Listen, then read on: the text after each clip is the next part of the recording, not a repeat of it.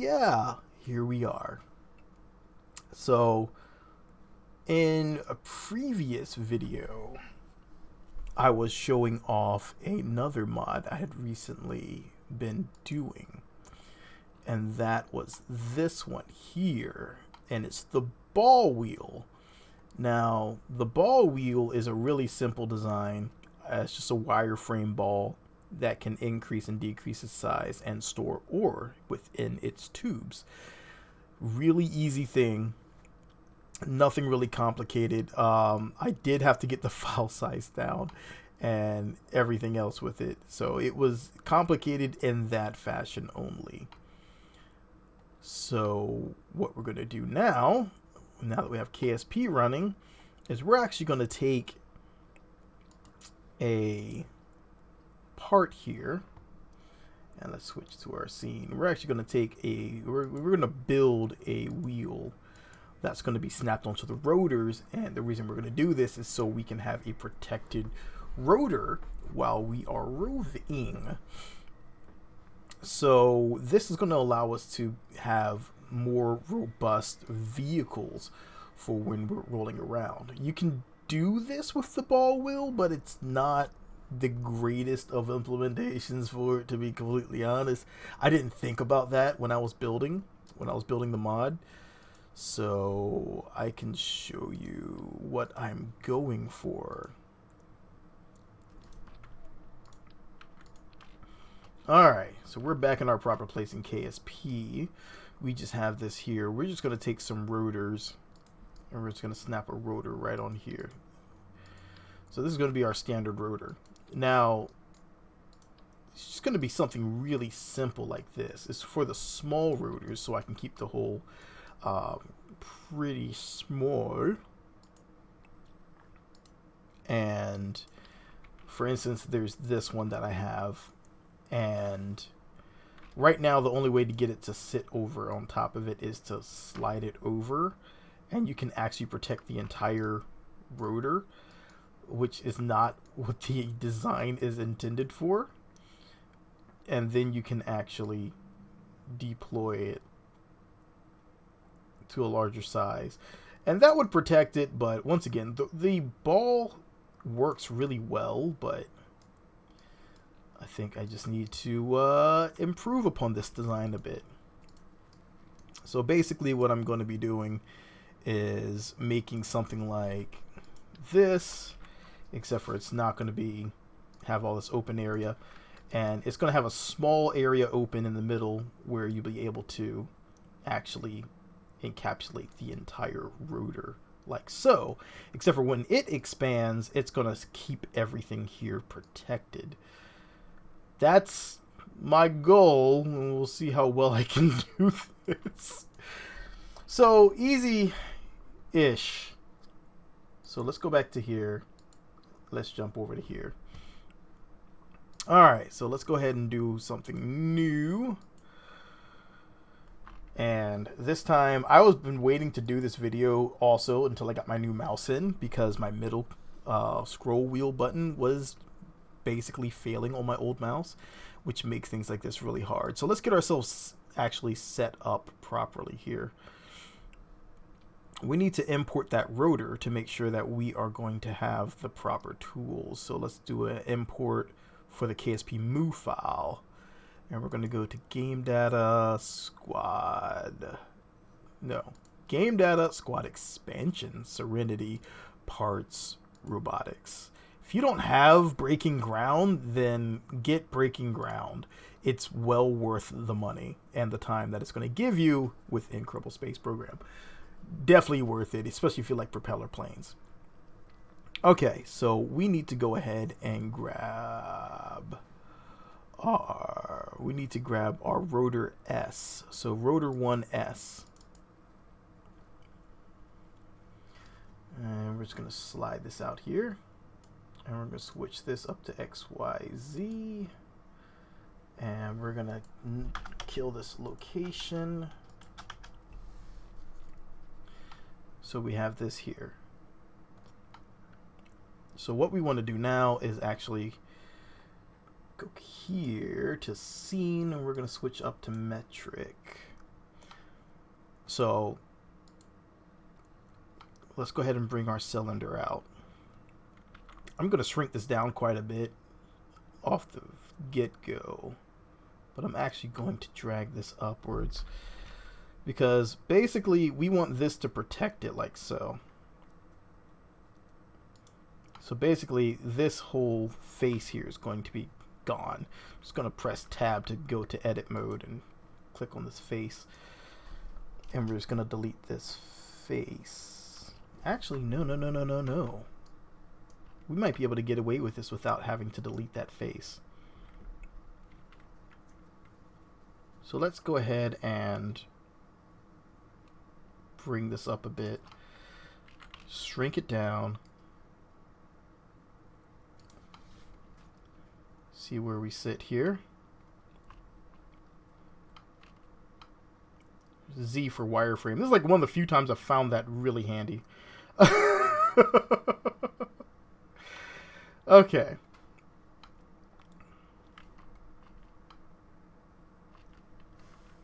Alright. We can also go here, and we're going to set our origin actually to this. So let's go here, and we're going to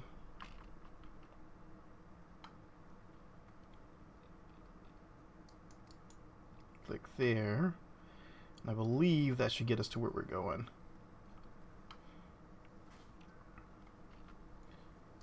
Let's go here. Let's go to object.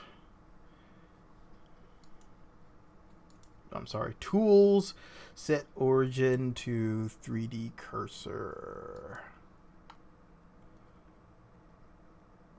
So now as we expand this out, it's going to go outwards away from our 3D cursor, which is going to be very handy when we're trying to just build this. Because remember, we're trying to make a wheel, but we're also trying to protect all of this rotor at the same time, like, you know, a true tire would. All right, so our z-axis, XYZ, let's put that to 0, and that should get us right to there. All right, so now the fun begins. Okay, so let's go ahead and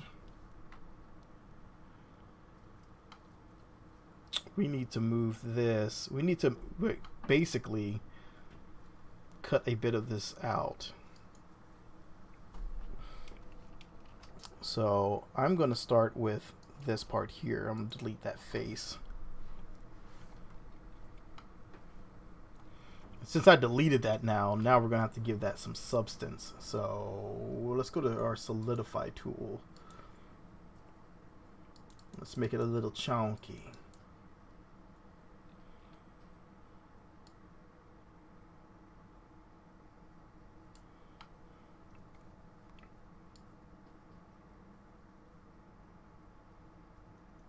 Alright. That should work. Alright. So basically what we have here now, if we're going to apply this. So now we have our basic size, and I'm actually going to come here and delete this rotor. Delete hierarchy. So you can see what we have going on here. I'm going to delete this too. I don't care for the light. All right, so we have this that's basically going to snap right on over top of our rotor. So this is going to be our connection point. It's going to be way up here on that face. And it's just going to snap directly in, and it's going to protect the entire rotor. So when it slams into the ground at 100 miles per hour, the rover can keep going. And that's going to be the goal. That's going to be a beautiful thing once it's implemented. So we need to now go ahead and start to think about how we want this to look. What I want to do here is create a... you see, I want it to have that snap point. I'll remove surface attach, so there's no surface attachability. Just have it connect to the attach point, because that'll make the colliders for this really simple. So I think that's what we're going to go for. So we're going to go to modifiers. This little wrench right here is our modifiers. And we're going to add the modifier to bevel. So we can actually make it look like a tire. And what's up? I can't understand anything that says.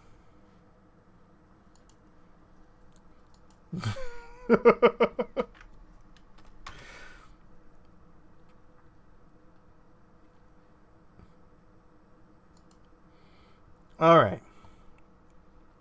So let's go back to here. That looks pretty good so far. We still have to do the textures, but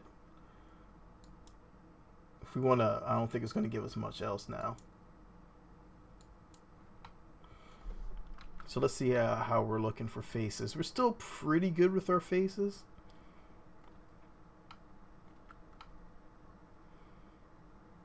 So basically, it's like a giant, solid tire-esque thing.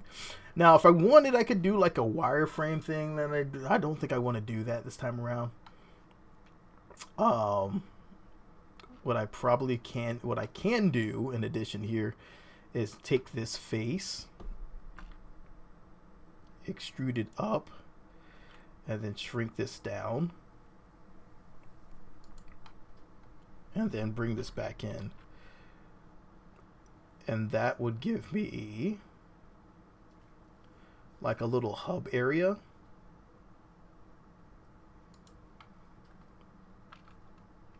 Scale Shift Z, and then I can hold Shift to kind of bring this in. And so that would kind of give us that little inset area. Extrude up again, and then scale it down, and then G, Z,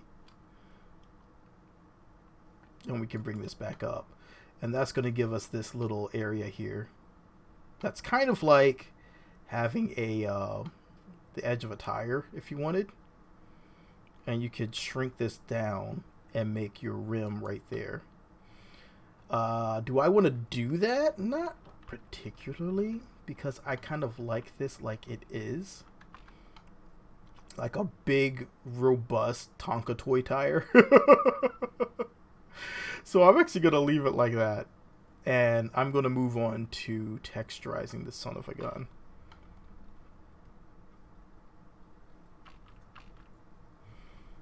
And you can also come here, do a little cleanup, limited dissolve. It's not going to give us very much, but it's going to clean up our textures a bit more, clean up our faces, so we're not having so many in there. And it's going to give us a lot of different variation there, though. But that should be fine. Okay, so what we need to do is figure out how we want this to look. So we need some tire textures. This is going to be like our tire tread. That's going to be interesting. I don't know what I want to use for tire tread textures, but we'll figure something out. So I'm just going to click up here and start dragging over. And we're going to set this to UV image editor.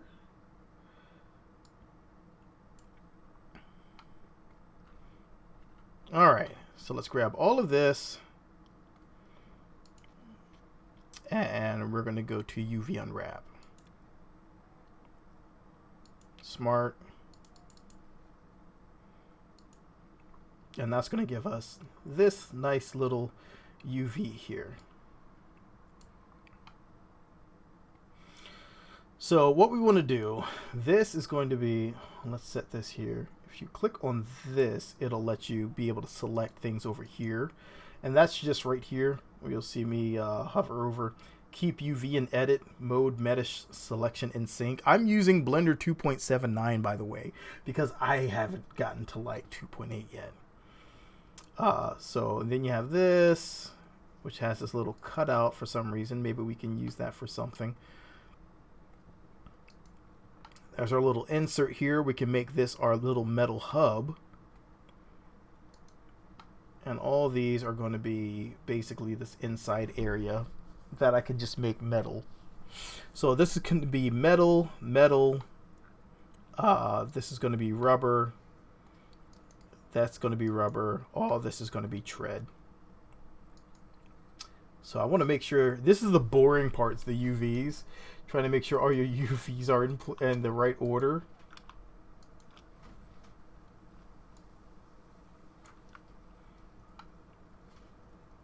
As you can see, mine are not. Mine are not in the right order. So Control L will select it all for you. And I want to see where this one... Okay, so it's just right there. Okay, so it's Control L. I was going to move this up here. This one to... Where? Okay, so they're side by side.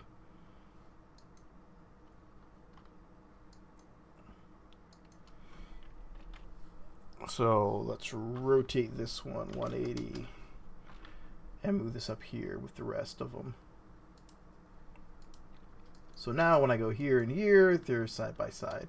When I go here and here, those are not side by side. This is going to be this one and this one, isn't it? Yep, sure is. Go figure. Okay.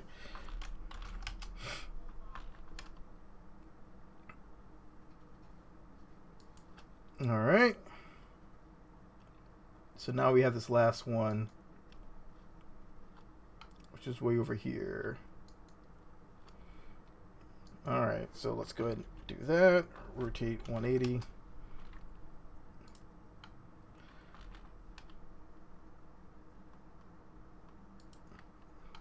All right. And that should give us all of this. Now we just need to bring this in a little closer, so that way we're not going to have too much gap. G to move it, and then X, so I'm just moving it side to side.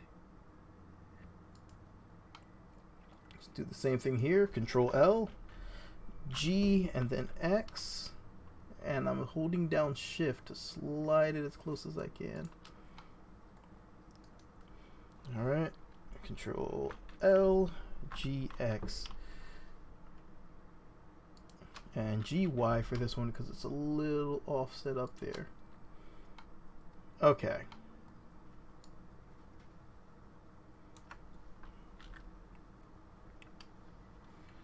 So all that is now in place. This is all going to be one solid steel texture and you're never going to see it, but let's go ahead and do the same for this one.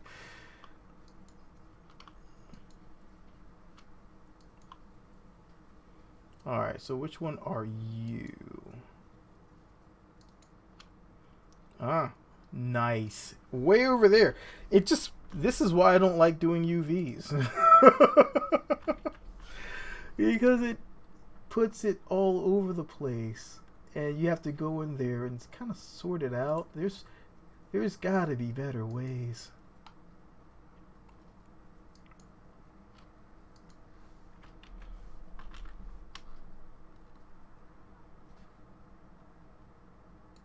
All right.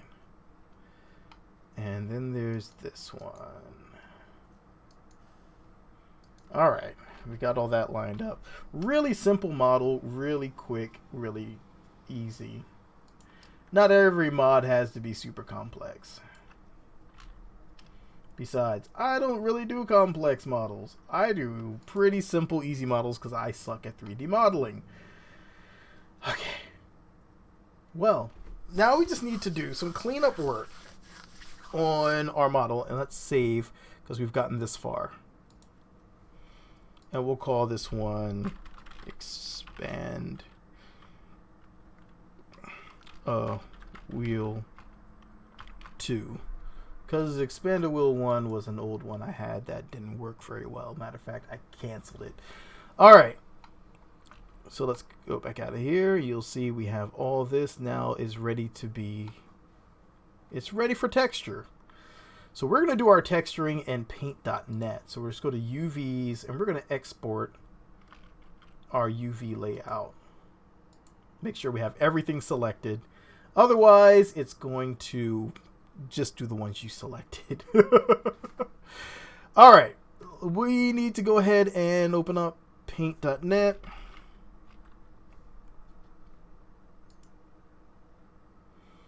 and take a look at some textures that we're going to use, hopefully, for all of this.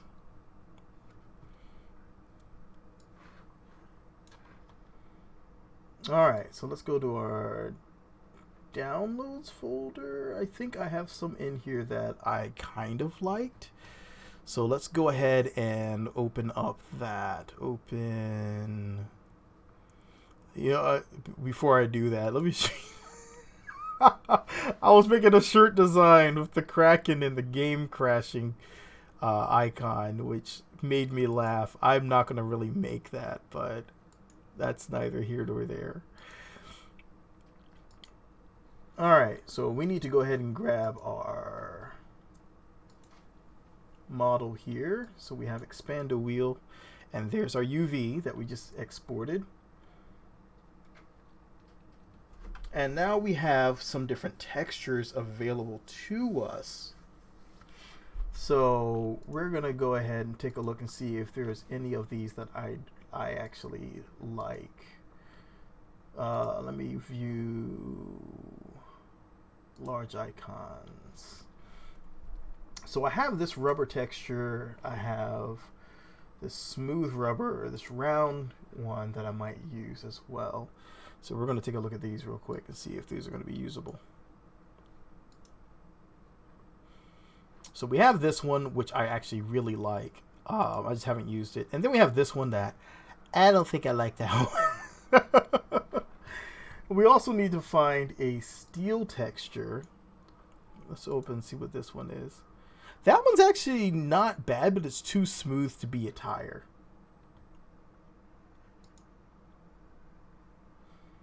And I swear I have a steel texture somewhere. So since I can't find it, we're going to go to Google and go, let's see, steel texture, texture. And I'm going to go to tools, usage rights, label reuse modification. I'm not even going to show them on the screen unless I know I can use it with some modification, because I don't want to run that risk. All right. I actually like this one. This one's it's actually pretty nice. So I'm going to go ahead and download this one and show you guys the high quality version. It's just a brush steel. That I like. That's a nice clean brush steel that you would see on a rim. And it's not exactly protected, but I can make that rusty and it'll work. So if I just get like a rust texture,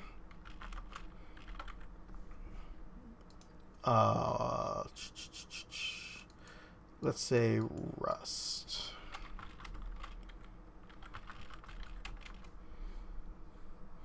And you don't want to use too much rust on there, because then it'll look like it's gross.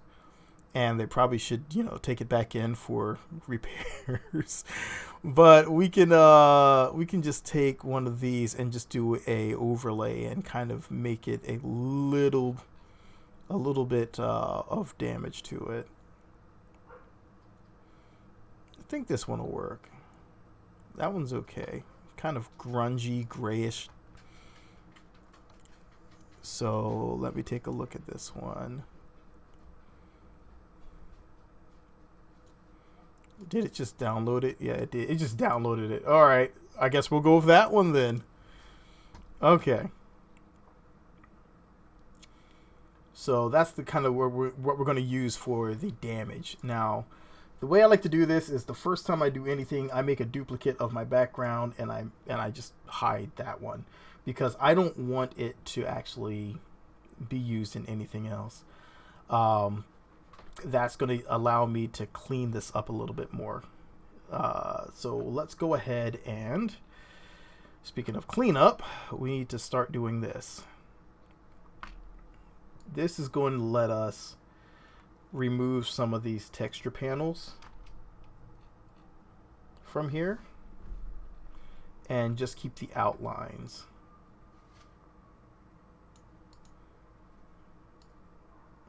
Alright, let's do it like that. So that way I can kind of snug it up there. And I can just clean that line up a bit more.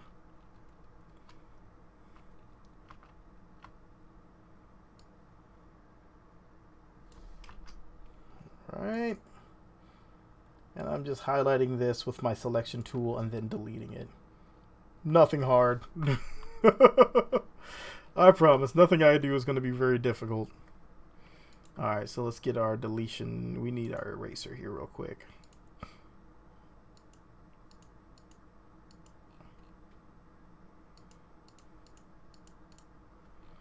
Alright. So now we just need to go up here. And we need to get rid of some more of these.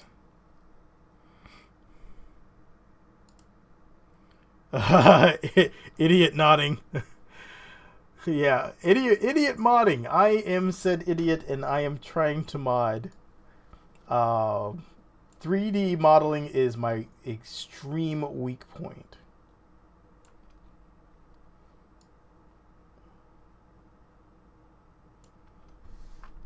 I have a few things that I can say I'm actually proud of.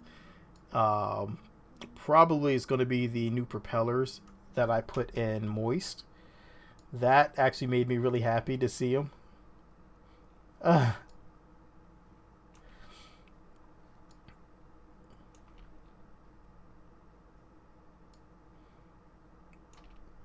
And a lot of that was from me watching a different modders and seeing how they did their techniques and trying to replicate it and trying to get good and, you know, failing because I still haven't figured out how to do stock alike textures.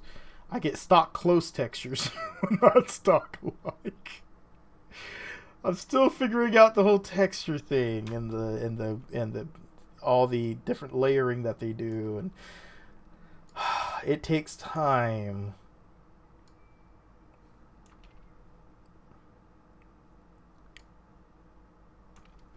All right. So that's pretty good. I can actually get rid of these edges if I wanted, because I really don't need these edges so much. I want them to actually not have that edge, so it looks like one solid unit.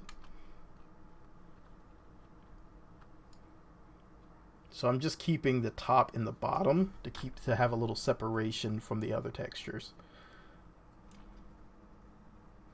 And if I screw up here, don't worry, I got a backup. That's what keeps me confident in my deletions here. And once again, here as well, I don't really need it to have all this.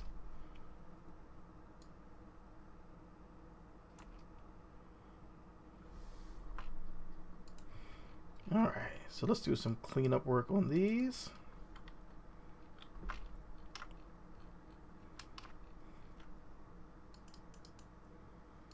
Only because this is going to be some of my lines that I'm going to use.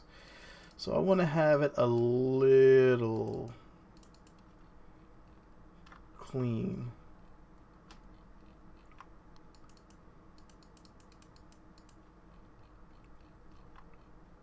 All right. This is going to be the inner one. This is going to be the rim. I can put some bolts here, which would look pretty cool. So let's look up a tire hub.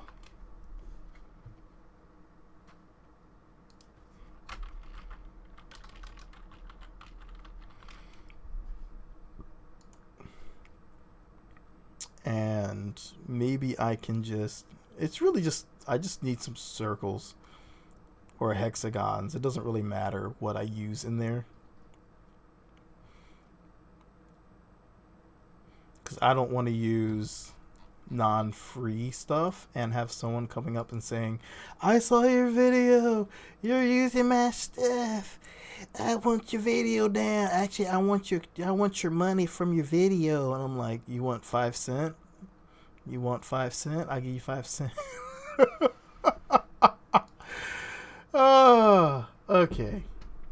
We'll just have to do a series of circles on here. All right.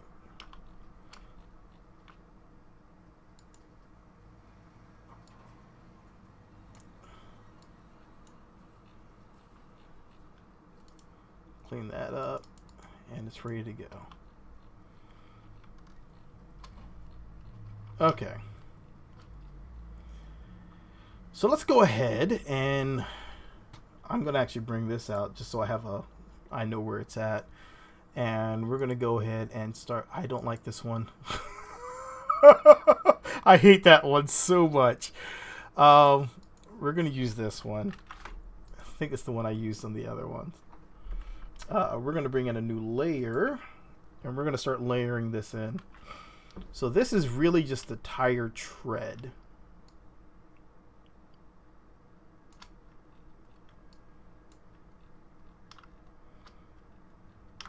And this one needs to be like so. I'm going to actually go to properties. This is going to help me layer this properly.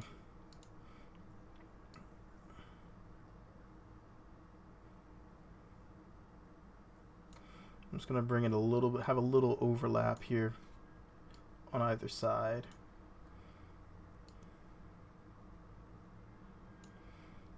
Okay.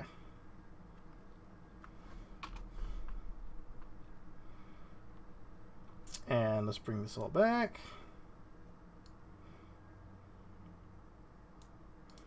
Because what I want to do here is I can actually add a little darkening to the edges here, just to give it a little extra effect.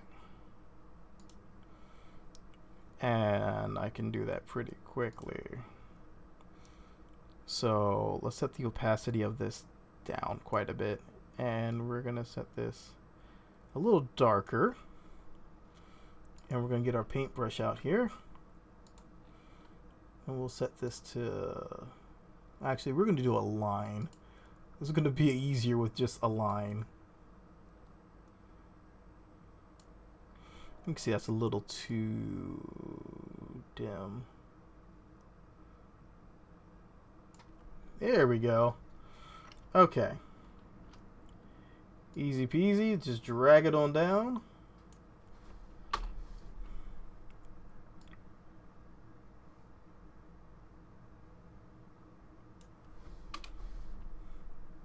And lather, rinse, repeat for all the sides. I just come to think of it, I shouldn't have done that for the side of it. Just here on the edges, top and bottom.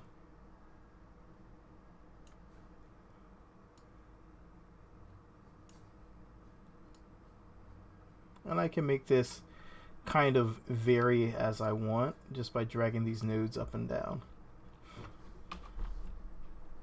Alright, so now we need to do the metal area. I feel like I lost a chance to say metal and then hold up my fingers, but you're supposed to keep the thumb in apparently. I've lost my metal points.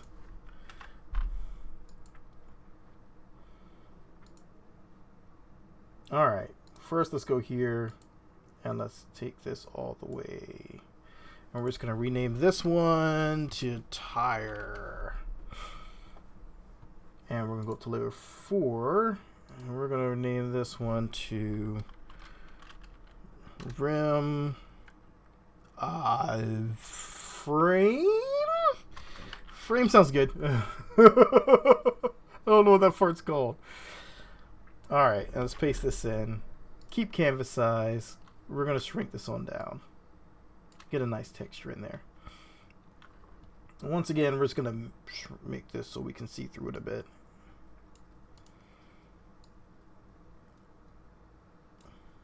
Alright. Bit of overlap on here. Bit of overlap on the ear. Smells like someone just drove by and their transmission is going bad. I always smell that and I want to tell someone. What are we building here? We're building a tire that goes over top of the rotors to keep them protected, and so we can use the rotors as wheels. I like to use those because they have better control than the actual wheels themselves, and I can implement tank steering.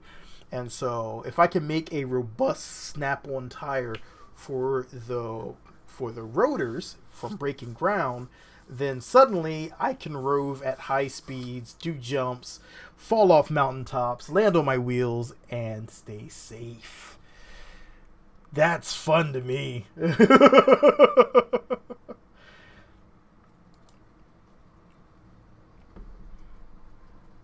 All right, so once again, let's go here. So yeah, that's basically all I'm doing, just making the little thing. Yeah, well, we just have to make it robust enough to take the damage.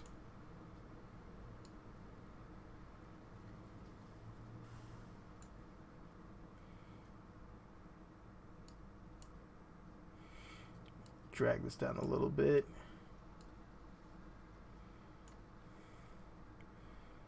Same thing here. Impact out mini zero. Yeah, you can. I found that you don't really need many zeros if depending on how you build the suspension. This also allows you to build manual suspensions. I like building manual suspensions.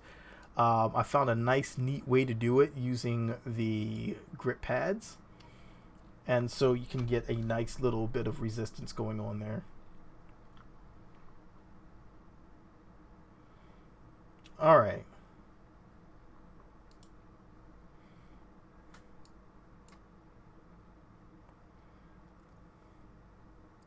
I just realized I did that completely wrong.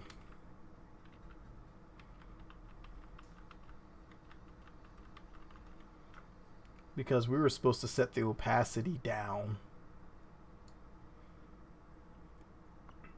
Yeah, I think for the ball wheel, the impact resistance I have set, it's higher but not excessively high. So it can actually take a lot of impact, but it's not so overpowered so people can use it as a replacement for everything. Because that wasn't what I wanted. I wanted people to be able to use it, but at the same time have something that was semi-realistic impact resistance wise.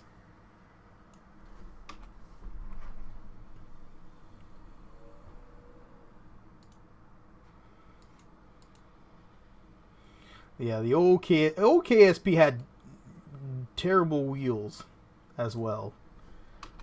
I shouldn't say as well. That's so mean. They tried really hard to get good wheels, and they finally gotten to a point where they're pretty okay.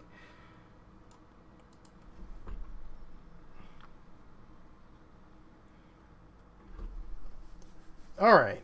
So that's our hub. That's our that's our rim for our hub. This is the actual hub faceplate. This is the inside. Okay. So all this is just going to be a circle. That's all we're going to give it. We're not going to give it anything complex. Except for it's not going there. It's going on its own layer.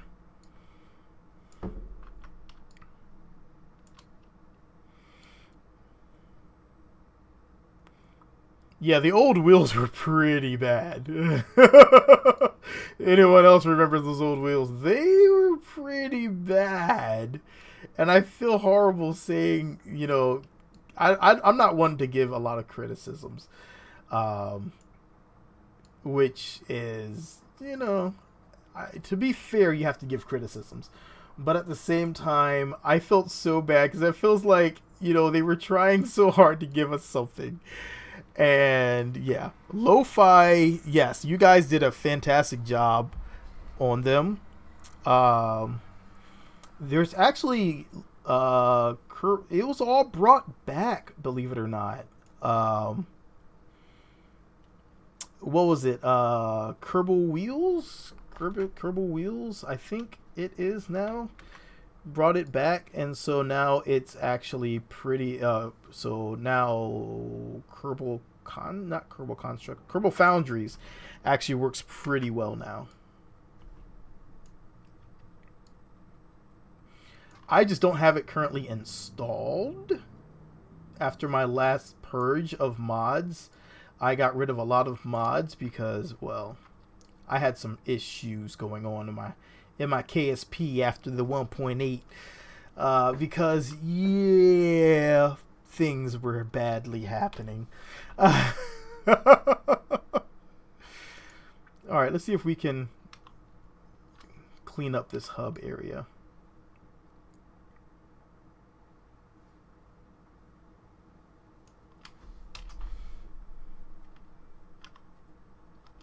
Yeah, a lot of multiplayer, which makes me have to be very selective because if the game crashes, I need to be able to get back up really quickly if I'm streaming. A little clone stamping going on here. And the game can crash, depending on what's going on, multiplayer can crash quite a few times. Because some people just don't remove the proper mods, and if they have a community resource pack on, oh my goodness, it can start a really massive headache going on the server because it's trying to take a look at all these resources and parse them, pass them. Not everybody has that mod installed, so now people's games are crashing. Yeah, it can be a little bit of a nightmare. So, yeah, Dagger's doing a great job getting it all together and trying to make sure that we don't lose our minds when we're trying to play. Because it can be really bad sometimes.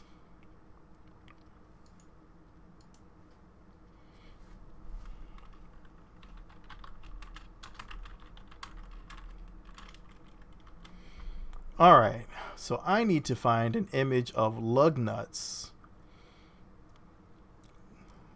An image of lug nuts.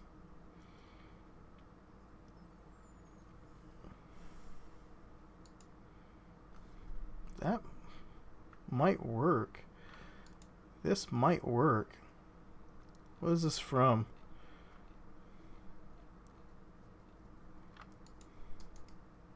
Let me view image. I just need a small section of this one, so I don't care about all the rest of that it's showing me.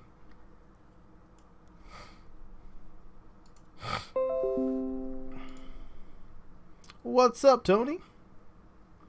I'm just sitting here chilling, trying to make a mod, trying.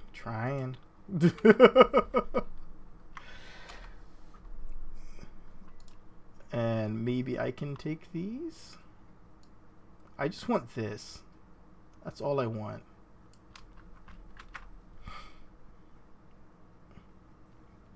Yeah, I like paint.net. It's not as powerful as GIMP, but it can do the trick pretty well. GIMP is definitely more powerful.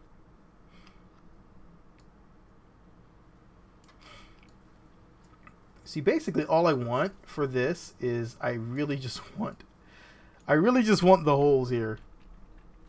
And I know I'm terrible at putting equidistant holes in things. So we're going to take this and use this as a template so I can just come here and draw some holes. That's so bad. That's horrible that I need to do it like that, but it's okay. We're going to rock with it. So we just need a solid color ellipse, filled shape, and we want it to be black.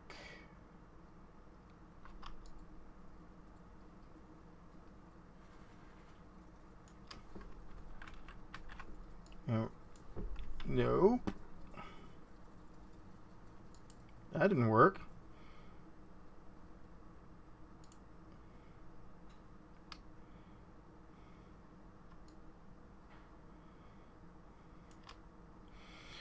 Might not have the same issues with the DDS file writing. I don't think. I think as of the last thing that they did, I haven't really had any troubles with the DDS.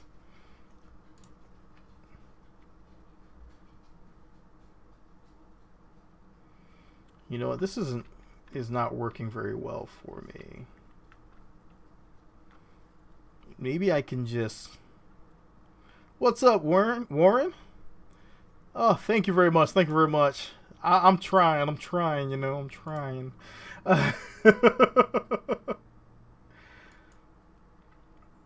We can take this and just clean this up like so. But yeah, I've actually been still converting to DDS to get the smallest size I can get. I believe it's just the whole compression thing, but it's been a lot of learning.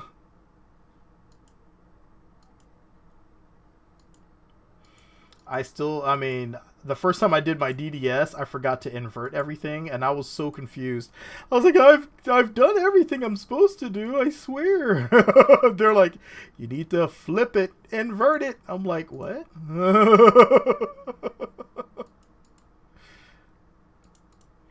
So the modding community's been fantastic at assisting me in my nonsense.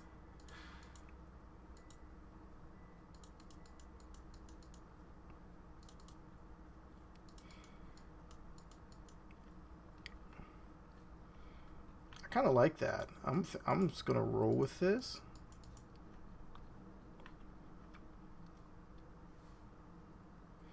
Yeah.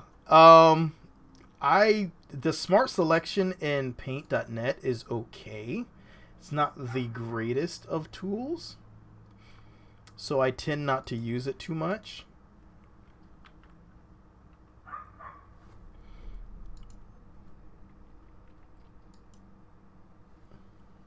I just want to do this. I want to move this. Yeah, that's one thing I learned the hard way is the tools are not as good as GIMP. The selection tools are okay.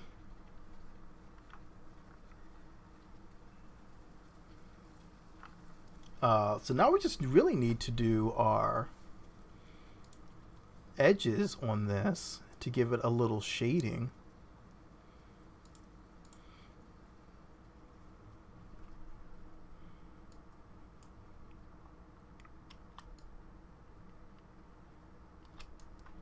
That is way too thick.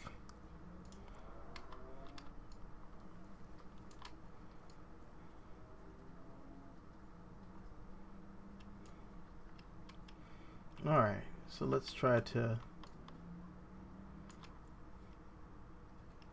But yeah, I give a lot of credit to the people that came before me. There is a lot of good modders out there. I am just a very beginning, somewhat novice. I screw a lot of things up still, and I sit back and I laugh and I'm like, oh my god, why do I still make these mistakes? Orientation still throws me off between Blender and Unity, and Unity to KSP is not so bad. The config files is pretty easy. It's just the attachment points, they kind of throw me as well at times.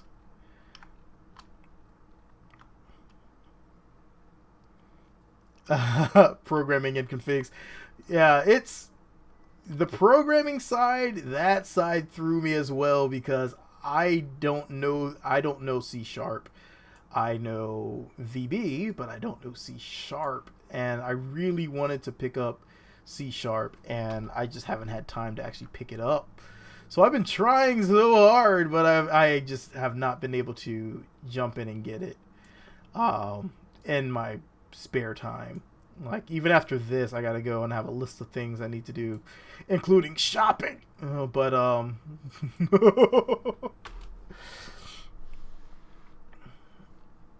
yeah, I remember asking Lo-Fi for some, input on how to do things. What's up, Doom Yoda?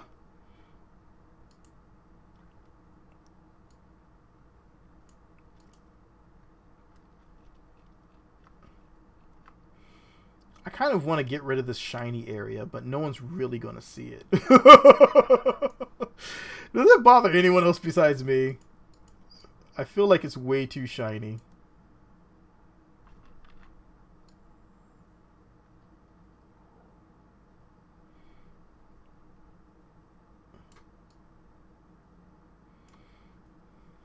Just woke up. Wow. I've been up since 5 o'clock this morning. I am so tired right now.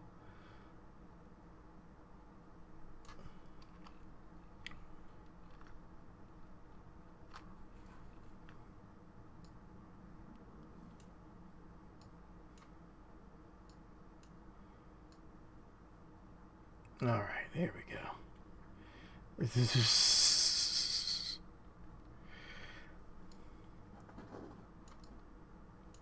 Don't sing that out loud, huh? I don't think anyone wants to hear me sing out loud.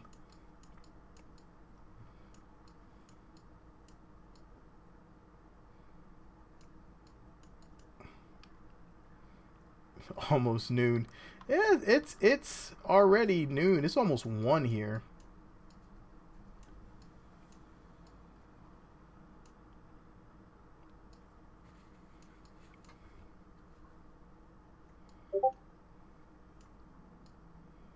I have a feeling like someone's asking me if there's going to be a KSP stream.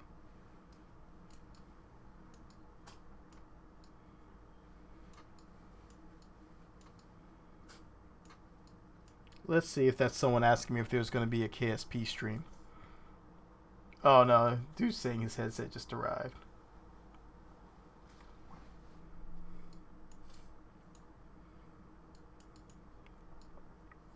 Alright. One last hub area to clean up here.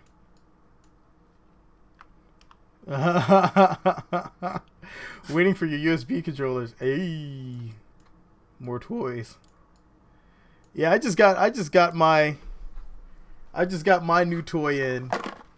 My new toy. I got the G600, and the G600. I love this thing. I love this thing. There's so many buttons on the side. It's an MMO mouse. There's so many buttons on the side. It's wonderful. I can map everything instead of pressing the 1 through 10 keys. So it is beautiful. Alright, so let's clean this up. Let's drop down to 2. Yeah, it is a nice MMO mouse. It has like 10 customizable buttons or so. So I can map everything out. I don't have to worry about it, and I can just game. No reaching over my keyboard and trying to figure, in the dark, trying to see which one's which. It lights up. It's beautiful, and I love it.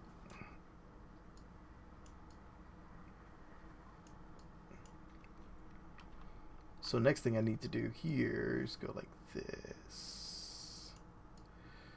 Just gonna clean some of this up here in the middle.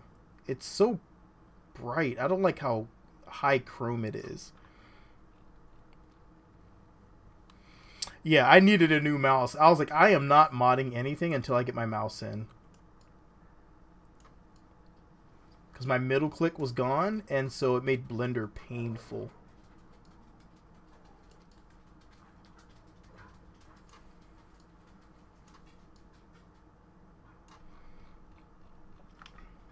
Oh, that's so much better. I like that a lot more. Okay. So let's see if we can clean this up a little bit. What's up, Iron Man? What the ringing is? That's Iron Man trying to call me, but I'm on a stream, so no.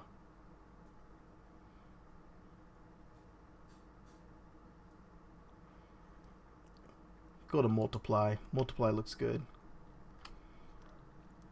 And let's lighten this load up a little bit here. Denied! Maybe after the stream, because right now... Love 3000. Too soon. Oh.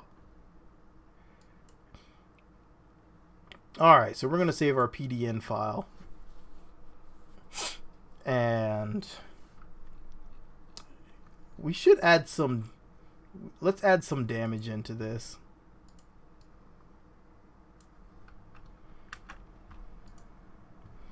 So let's get a new layer and let's drop this in here.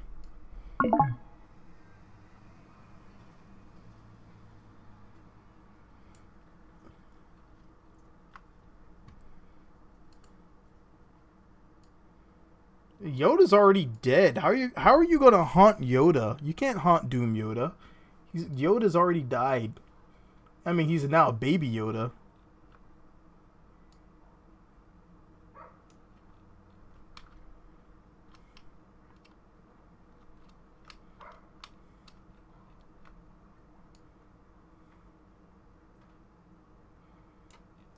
Keep that away from that side area some.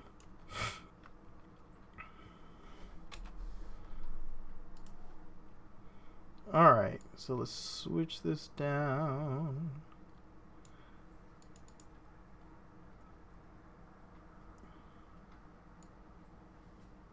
Just do a little burn in. There we go.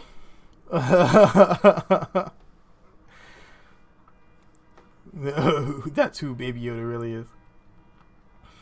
Actually, I think that makes it a little dark. I don't like the color burn.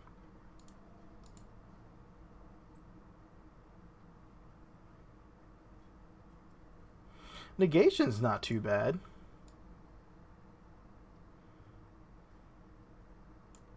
Okay, I like that. We'll go with that.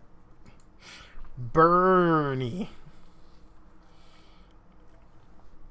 Alright, so let's save this and let's smush it. Alright, save as PNG. Yes.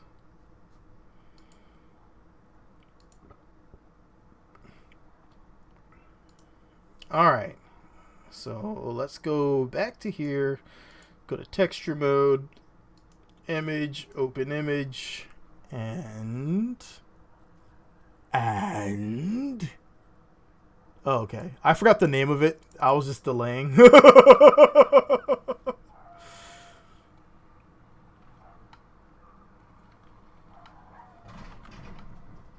Alright, so there we go. Looks alright. Apparently I forgot that this part needs to be a solid rubber, and I need to fix that.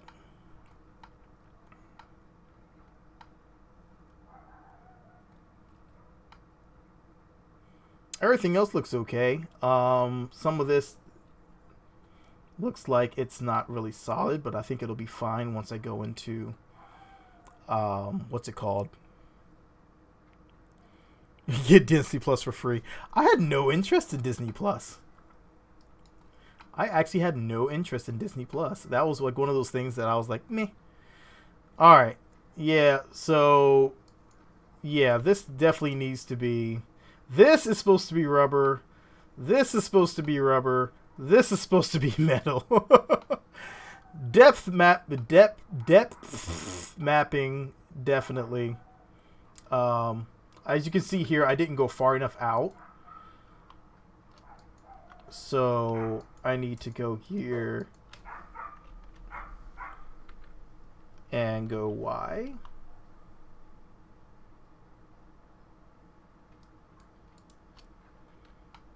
And that'll give me a little darkness on the edges there. Darknesses. Okay. We need to fix this, though. We need to fix this.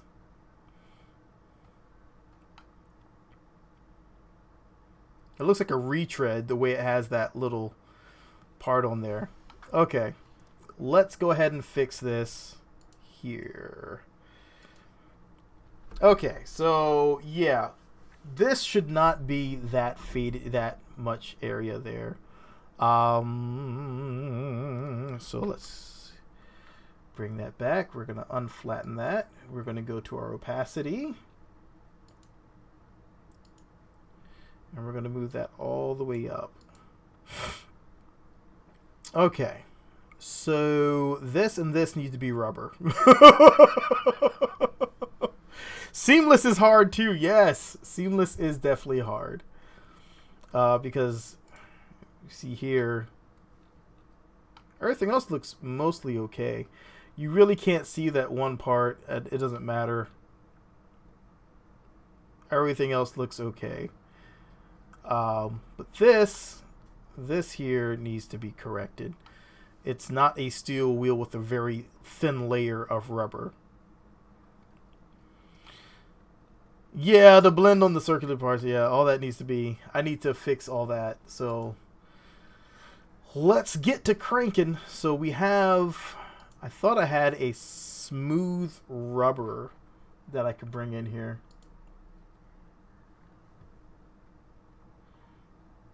Globe texture, Norplan, smooth rubber. Smooth rubber.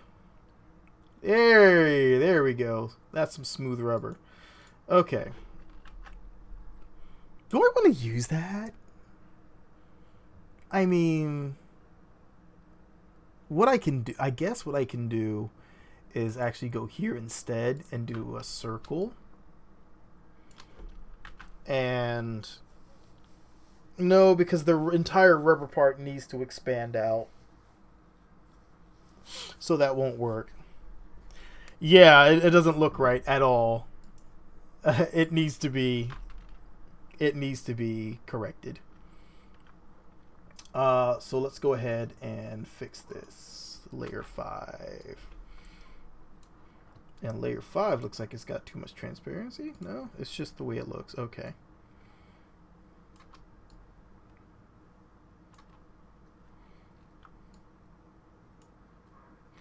Yeah, a thin strip. Yep, that's basically what I'm thinking.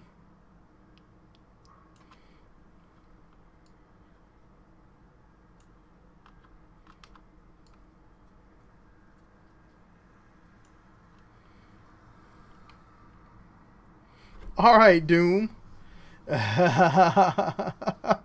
Totally going on GTA Online later. Hate playing with mouse and keyboard. What's up, Mind Cozy?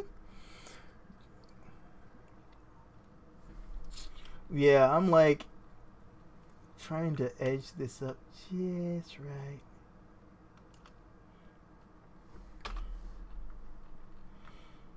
And this doesn't matter. This center part doesn't really matter because it's going to be wiped out anyway. Because there's no real texture there. I still want to get rid of it though.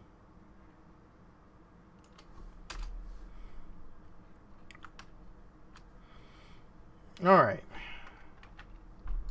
One more.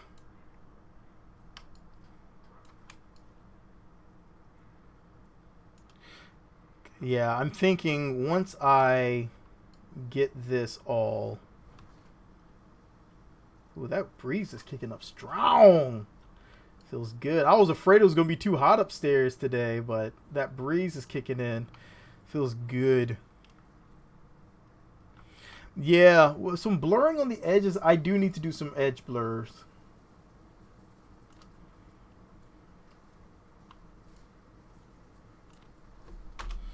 Okay.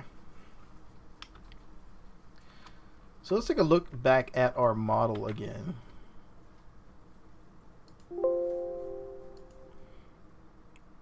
Dropping to the 20s. We have some storms coming in for the next 4 days. So today is just the warm day as the front comes in, and then all of a sudden it's just rain, and then the temperature drops after 4 days. Wonderful, isn't it? So yeah, that kind of sucks, but it is what it is. It's all right. All right. So yeah, that needs to be tire. And if I wanted, I could make a little small thing there, but it's really not supposed to be. It's supposed to just be on the inside. So it basically connects up. Vaguely, Virginia. Virginia Beach, Virginia. That's vague-ish.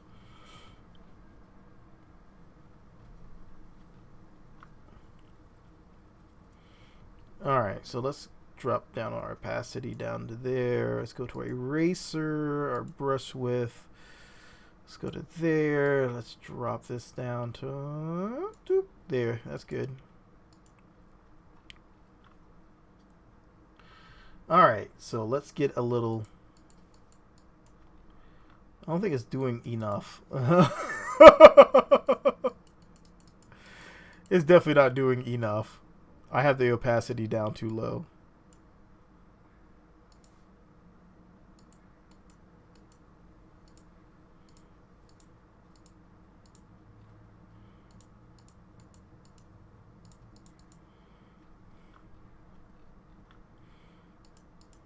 I think if I apply a little blur, I guess it's going to be blurry enough.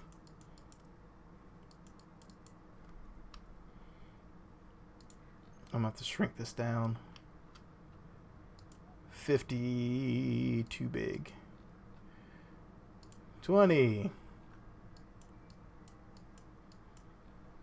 Focus that slight blur.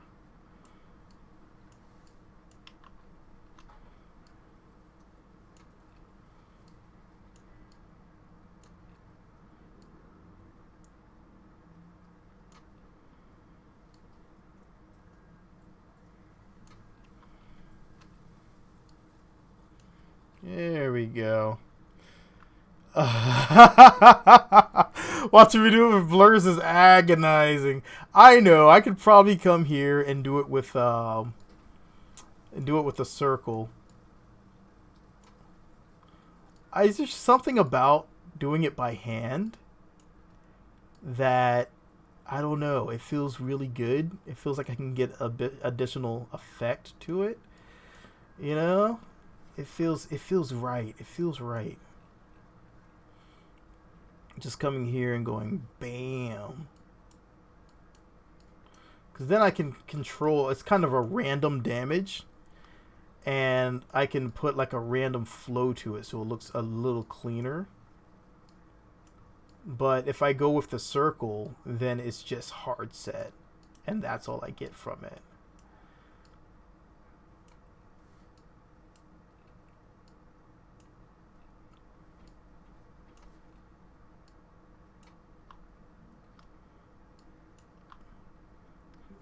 So this gives me a little bit more natural variation. Yeah. For bigger modders, they have a lot less time to spend on these. I'm not a bigger modder. I have like 2 okay mods to my name. Maybe some people consider them okay-ish. You know, I have pure and I have moist. The rest of them are just one-off little pieces that I liked here and there, and I just happen to keep them going. You know, I happen to get enough requests to not let them die, I guess I should say. Because I totally, at one point, I was like, meh, I don't want to do this anymore. And so I started to just, you know, I was just going to let them all depreciate and die off. It's not going to do anything on that layer because you can't do it. Because that layer doesn't exist on this. So, yeah, that's dumb.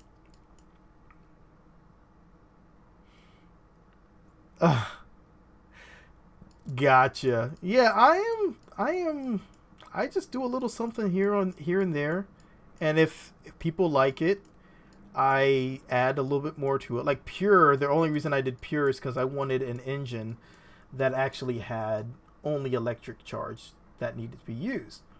That being said, that's the exact reason why pure came around. I figured how to do it, and now it's around. So it has its uses. Some people love it. Some people hate it because it feels to them to be super cheaty. To me, it's just fine.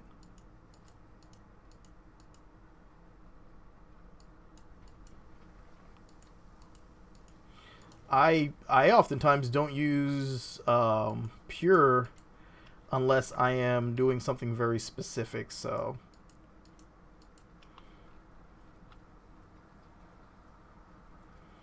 yeah, I all I did was I found basically what pure does is it changes electricity, electric charge to be like the jetpack fuel. That's basically all it does. It's a modification. It changes just that one resource, so it's just like the jetpack fuel, which actually has like no weight and doesn't require any other resource except for just to be used. And I was like, well, that's kind of how electric charge should use, not the jetpack fuel. I understand why they did it for that, but still, I was like, well, why don't I make electric charge work like that? That would be nice. So, yeah, that's how Pure came around. And it's still going. Like I said, I was surprised that people still liked it. No, EC actually requires you to use another fuel. It doesn't let you just do that one. So you have to have a weighted fuel of sorts, from what I was being told. And I didn't like that because that's not how electric works. Electric works by having a battery and using that battery. You plug it in, you keep going. And I didn't like how it was working like that. So I wanted to fix that.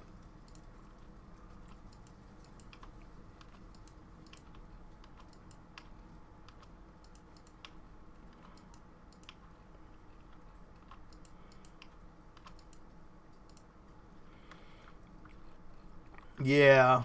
And so, yeah, since they did that, I had to fix it. I did not like it. I was like, that's silly. So I removed it. And now that's how Pure came around and it works. I have engines and, all right.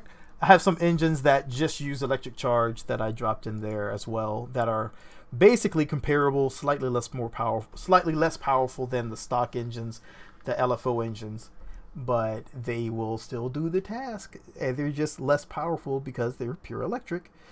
But yeah, you can get a rocket to space. You can fly around only using electric charge. Some of them have afterburners, which is just an overdrive, and some have reversing. It works. It works. It just works. The infamous. And so as long as they don't change how that works in the game for that particular fuel, then it should be okay. All right, let's reload this.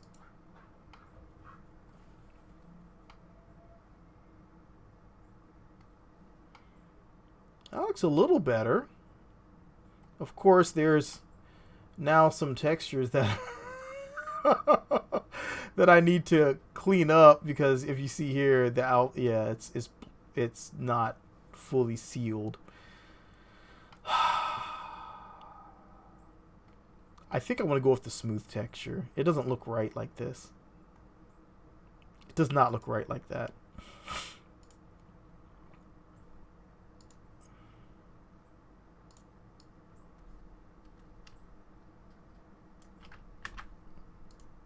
All right.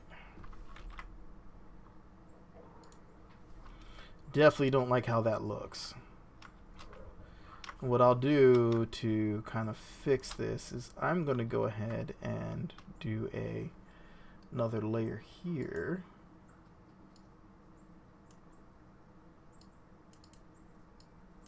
Yeah, I'll put it right there. That's good.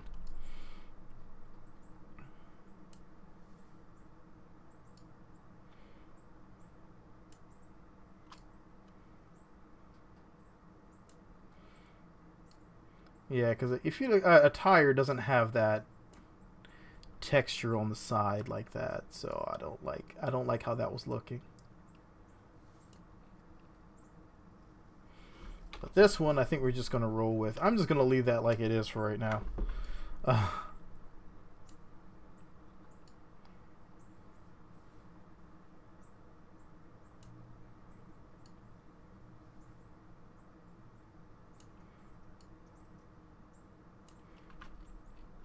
Alright, and let's do this last part here.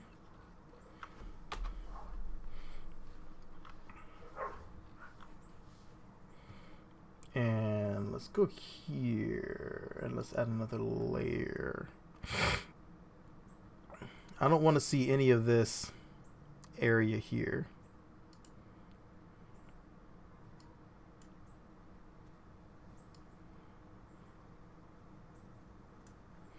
So let's see about doing this. And maybe we can blur this entire thing out.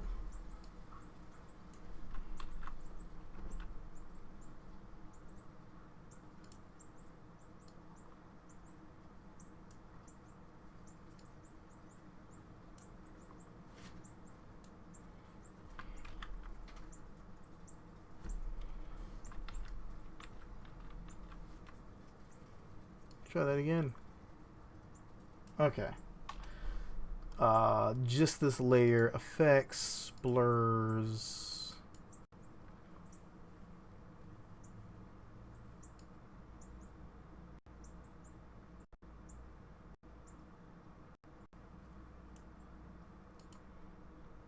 Haha. And now we can come here.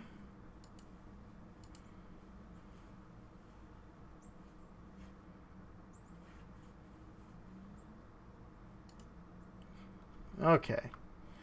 Let's see how that looks in there.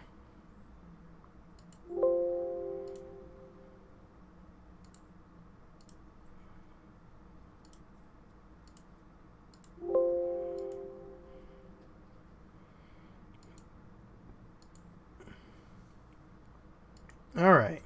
Let's reload that again. Oh, what's up, David? This is going to be a wheel that we're going to snap onto a rotor. It's just going to be like a protective wheel for rotors. So nothing really fancy, just a little snap-on protective wheel. And I think I finally got it to a point where I'm okay with it.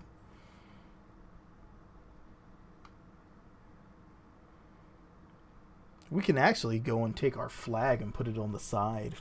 That might be yeah, it's not too shabby. I don't like how these line up here, unfortunately, but I think, I mean, I can probably take these all, shrink them down a bit, and then start maneuvering everything. Yeah, there's the seams right there. I don't like those seams being right there. So I need to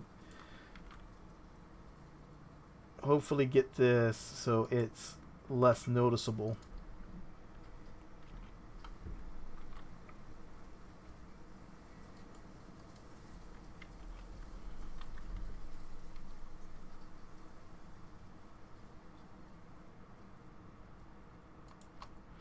All right. Gently move that. So now that looks like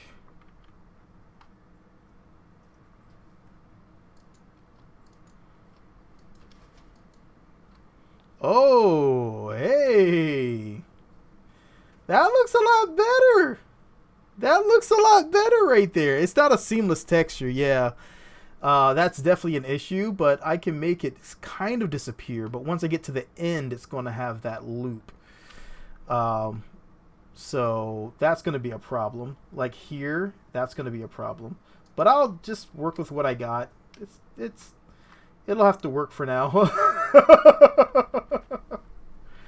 It'll have to work for now. Exactly. Just having that one seam I can deal with.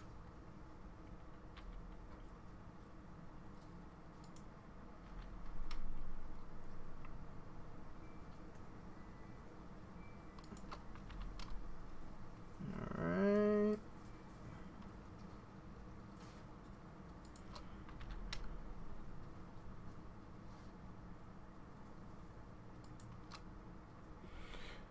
There are filters in GIMP to make seamless texture. You know, I really need to learn GIMP.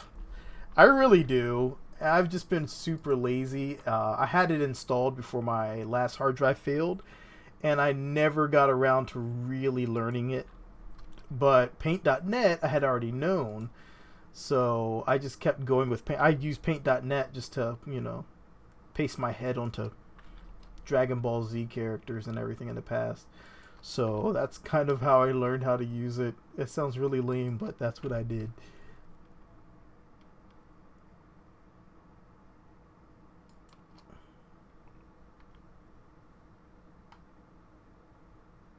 So yeah, there you go. It's just that one there. If it was seamless, it would kind of work.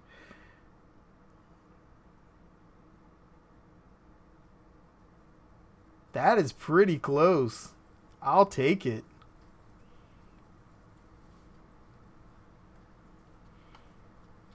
I will take it.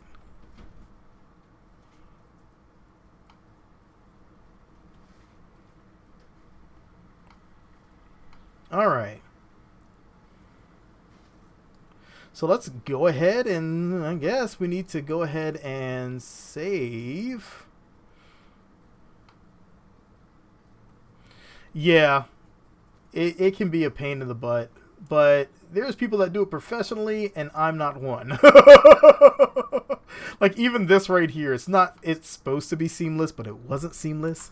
So it is what it is. I'll just rock with it for right now. You won't see it when it's rolling anyway. But the edges look a lot cleaner now. There's a little bit of see-through on there. That's kind of bothering me, but it's not enough to stop me from going on to the next step. All right. So let's go ahead and save again. And here's the fun part is hopefully this works. So I'll go ahead and scaling. So this was the original size. It snaps on. I don't want the bottom here to scale up. I want everything else to scale up, just not this. So yeah, there's that.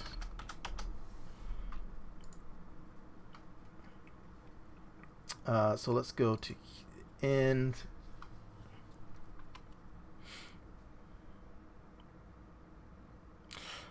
That's true. Cut it in half, swap the halves. Yeah, I could do that. Paint.net's pretty powerful if you know how to use it. I somewhat know I know how to use it enough.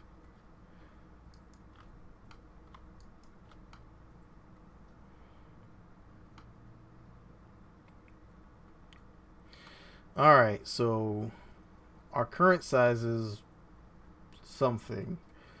Oh, we need to apply our bevel. So basically what I want to do is I want to increase this without increasing too much. So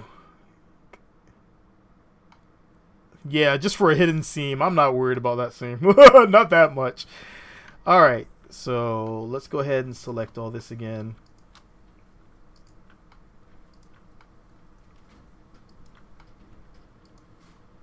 Definitely tell there's a storm coming now.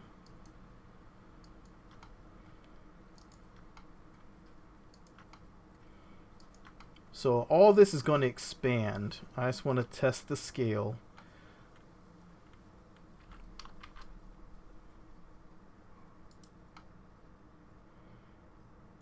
And it's going to look kind of ugly like that, but it's going to be fine.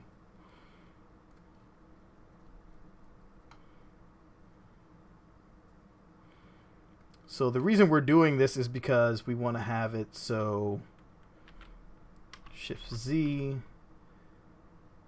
I'm just going to bring it out to 12.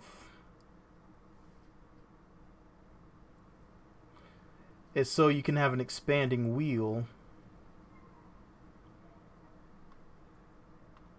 I'm afraid that might be too big. But basically, you'll be able to expand it out and have like monster tires.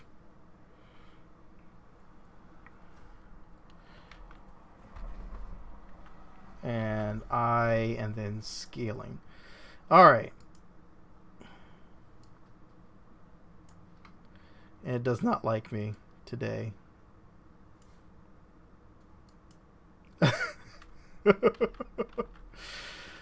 Fine. I guess I will just have to go with what it is right now. Yeah, because what I was going to hope to do, take this back here, is go like this and do a scaling. Yeah, it didn't look too good on there. And then go to the end here at 100 and then do a secondary scale.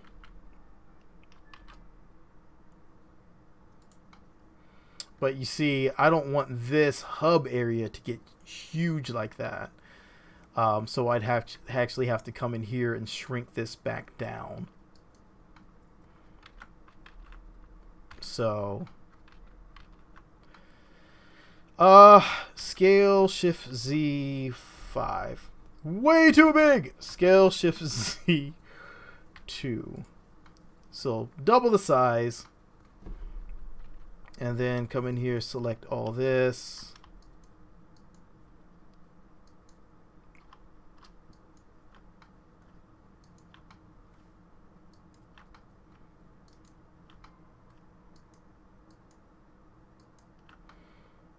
Scale Shift Z -2.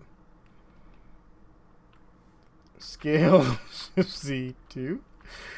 Oh God. Basically go like this. Oh God, that's messing up all the textures. Oh, that looks horrendous. We're not gonna do that. We're gonna go back to where we were nice and safe and sound, and it wasn't looking hideous. Okay. We like where we're at. We're not gonna get fancy. We're just gonna roll with it. All right, so let's go ahead and export our collider. I don't want to get super fancy. All right, so let me check our file size. Expand a wheel. Not bad. Yeah, you can see where it's not mapping super well. But that's all me with bad textures, just going out, finding a texture and running with it. And it may not always work. That's just me and my own failures and selecting textures. But it is what it is. No. Yes. All right. So hopefully Unity opens up in a few seconds. Unity. There you are.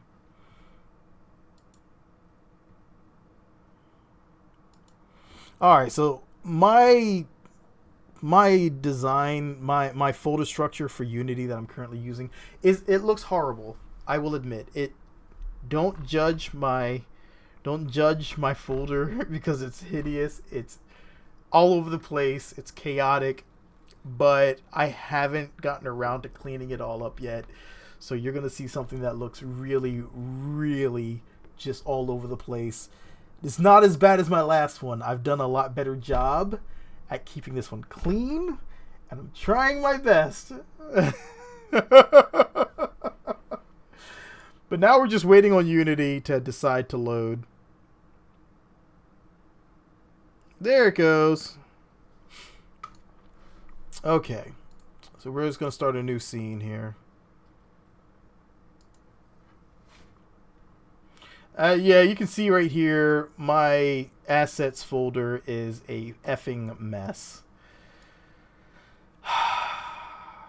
It's okay. It's alright. And I'm ignoring all of these errors here because I'm able to export now and import, so I can't say that I'm going to bother with it.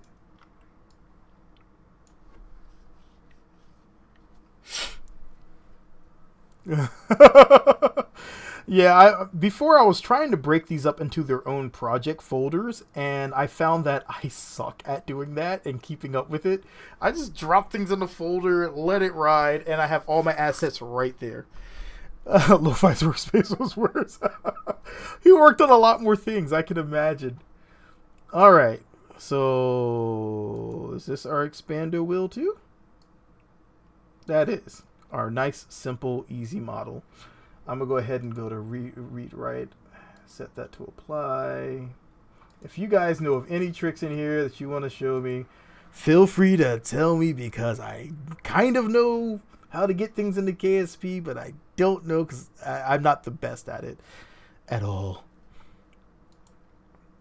Into their own subdirectories. Let's drag this up here. And I'm going to unpack this, because I'm going to get rid of this camera I forgot to get rid of.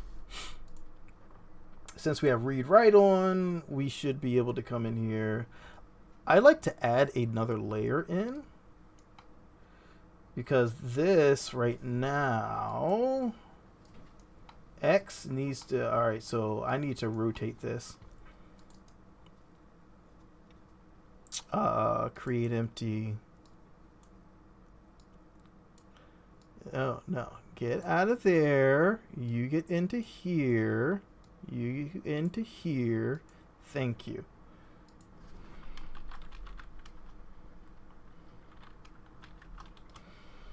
I just use this to rotate everything. We went back and discovered you could reduce mod weight by mapping all the textures to a common directory and share some of them. Real? Yeah. I do that if I'm using the same textures. Yeah, and then you can just have one texture and each one pulls from. Yeah, that's what I did with moist, and it saved me a lot of time. I know I applied that bevel. Why does it look like that bevel's not there?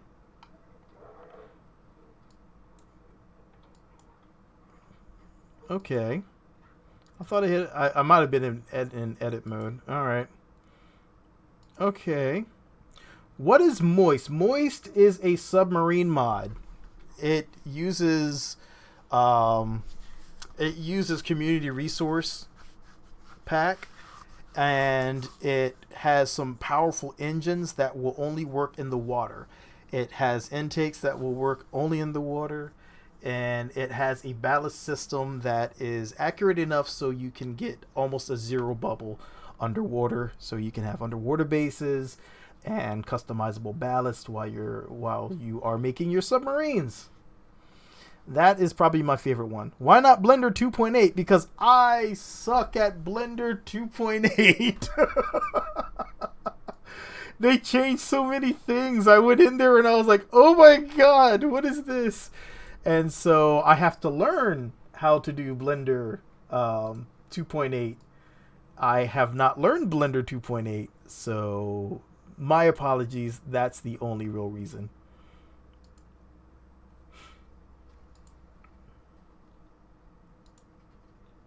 All right. Read write. That's all that we really need to do. Read write.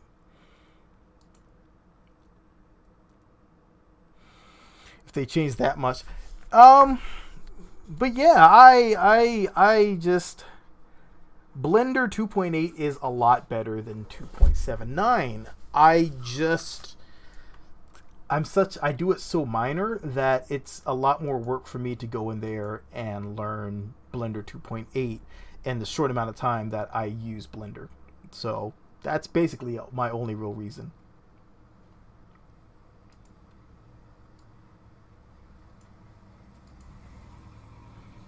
I should probably add my... Not you, you. Okay, I need to add my KSP tools. Okay.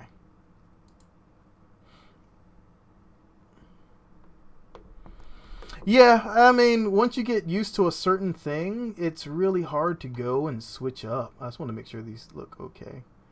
That looks alright to me. It looks fine to me. The textures look okay. Nothing special. Alright, I'll go with it. Let's add a collider to it. Go with a mesh collider.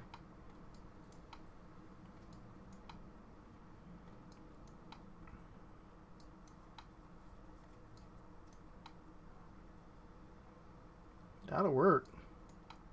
Okay. Now I know that this is not the proper orientation. I am not on my x-axis. My x-axis needs to be side to side. So I need to rotate my y.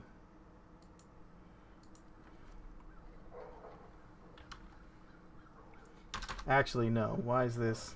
Okay. There we go.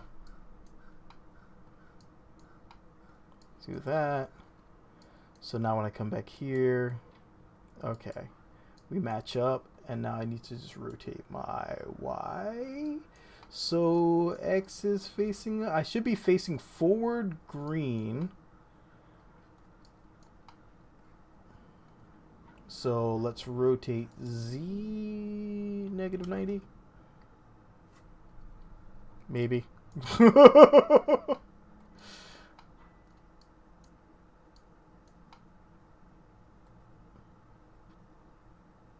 And Y. This is the part that always throws me off, is because I have this the origin set. So a lot of times I'll come in here and I'm like, what do I need to do? Yeah, and for this one, X is side to side. Actually, I have a cheat that I have here. Let me open up my OneNote. Okay. And you'll see here, I actually have some props. So this is all my KSP stuff. And you'll see here, there's this KSP modding cheat sheet that I really like. So if I go in here, X, you'll see I have in here for Unity. I know that I need to be facing away for red, forward for green. Yeah, they don't let you do it much anymore, I don't think. So I need to face forward green, side red, and my cup side. The cup insert needs to go facing towards the arrow on red. So right now, it's not.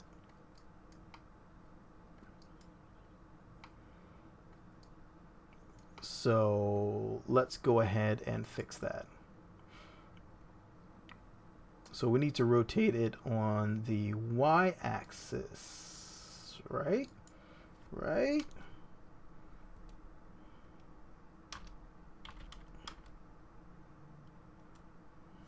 Let's see. Nope. This is the one part that messes me, that still trips me up, is the orientation.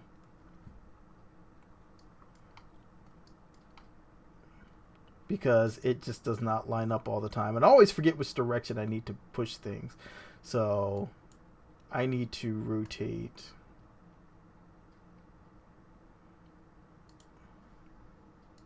All right, first things first. Green is forward. That's fine.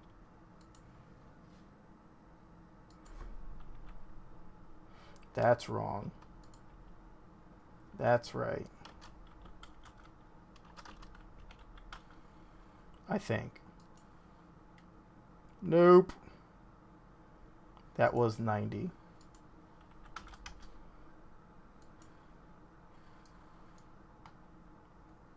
But it needs to be negative 90, eh? Negative 90?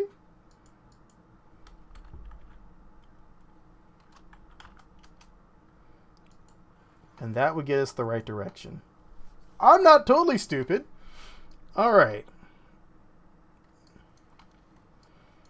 So here we are.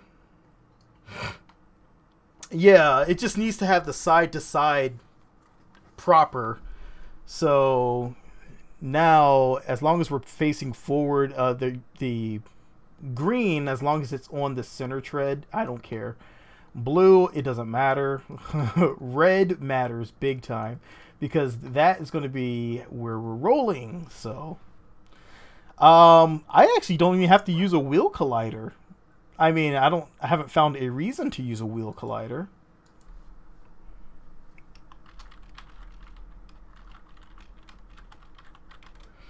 I say that because I just use this mesh collider and I use the grip pad configuration, and it is able to work as a wheel with high enough impact resistance.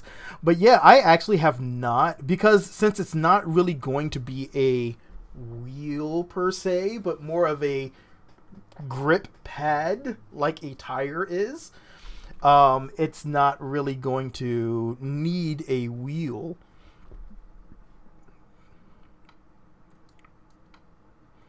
So it's kind of a cheat way of doing things, which seems to be, my typical go-to. I don't want to do this. It's so hard. I'm a cheat. So let's go ahead and add a... All right. We have that done. We have this. We need to go to KSP. It's not diffuse. It's not specular. Isn't it bumped?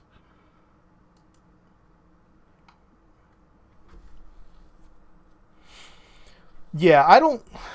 That's why I don't want to make... I tried to make a KSP wheel before, and I had a horrible time trying to make it. It went absolutely terribly. And I have just been disheartened from making KSP actual wheels ever since. So, that being said, it is pretty daunting for me because I'm not that great at modding, and I really don't have time to take the time to get really good at this.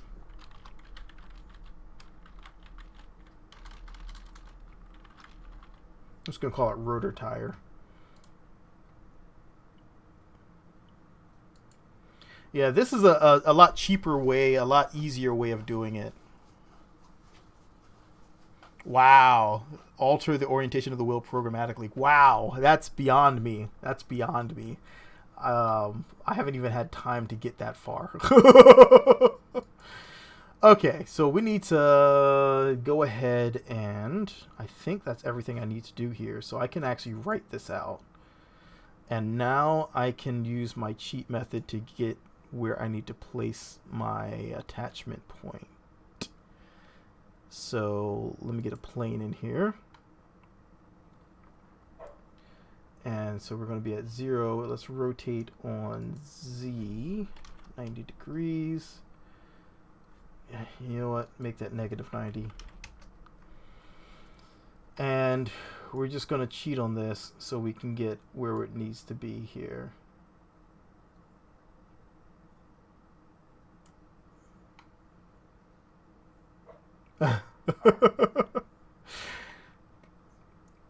All right, so negative 043. All right, negative 043 it is.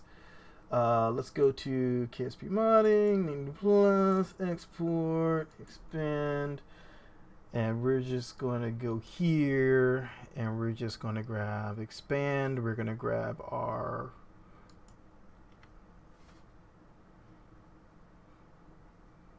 well, this and rotor tire. Duh. Okay. And we're going to go here, here, JDSA. We're going to skid. And we're going to drop it in our assets folder.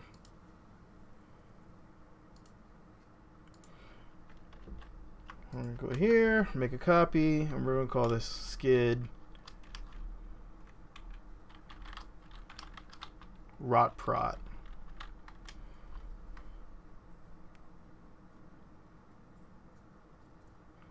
And let's open all this delightful things. I need to keep skid open because I'm going to be using some of that. Okay. So here's my little cheat thing here.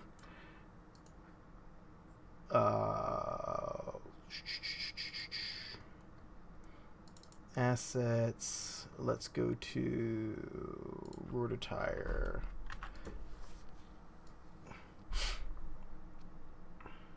Model rotor tire,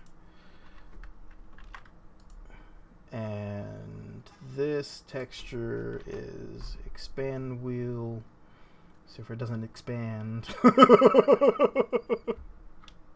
It's snowing. Oh my god, it would be nuts here if it was snowing.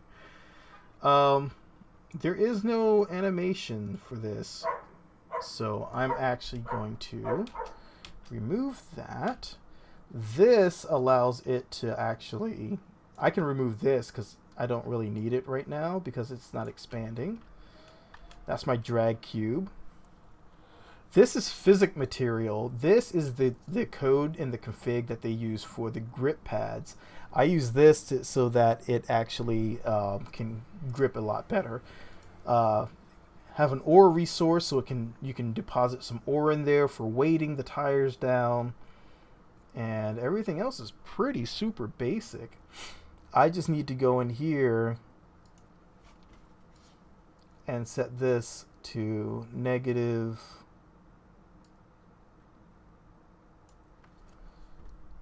0.43, and hopefully that's right.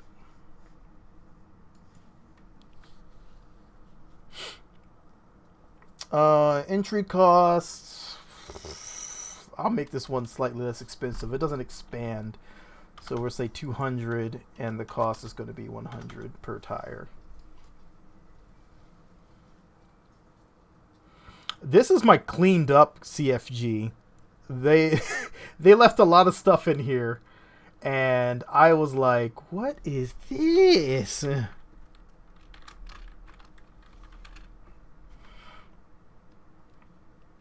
And this is the superkinetic impact disc. Originally it was a disc. Hey, definitely we need more modders that are better, way better than me.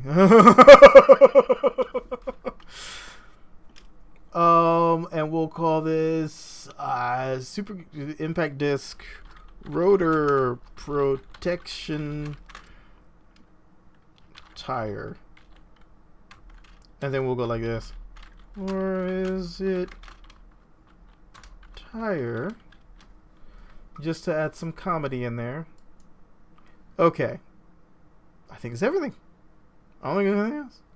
Oh, one thing. Rot prot. Don't want to have having the same part name.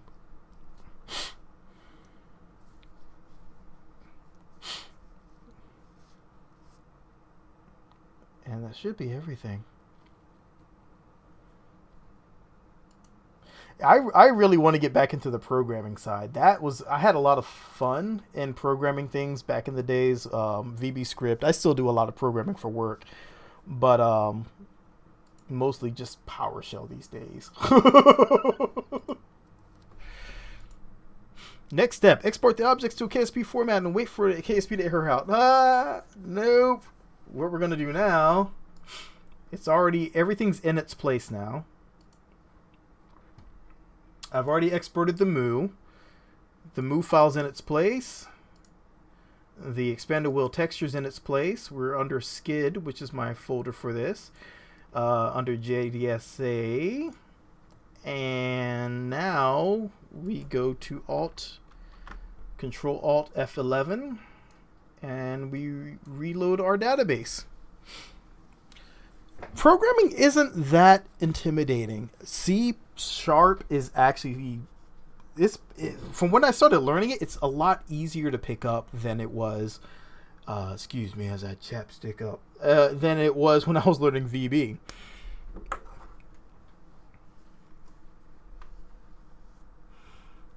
So me, a scientist with Bash scripts, started to rework some of it into C# console apps. Yeah.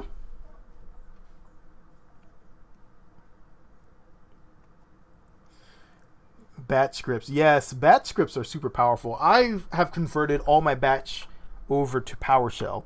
I've started to push myself away from VB script over to PowerShell, and as much as possible, I've switched over to PowerShell because it's handy to have an application that's just readily available that I can run things from. So all my automations, maintenance. Should you start learning C++? No, you can jump straight to C#. You'll be fine.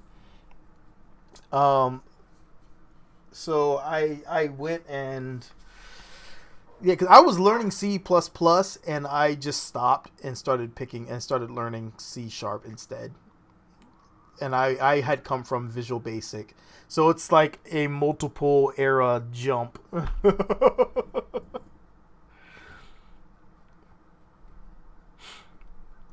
But it doesn't seem like it's overly complex. I've been able to pick up on a lot of it just opening things up in a debugger, taking a look and saying, oh, well, a decompiler. And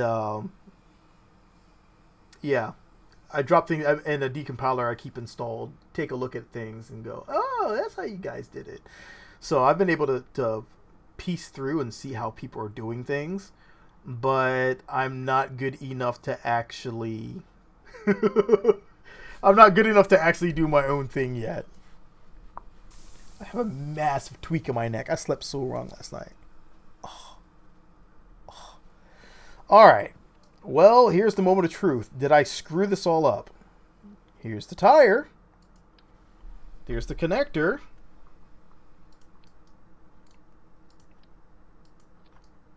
There's the protection, kind of. It was supposed to be further in, but I guess I can offset it. I definitely want to offset it more. So it's like that. Oh, well, that's the problem there.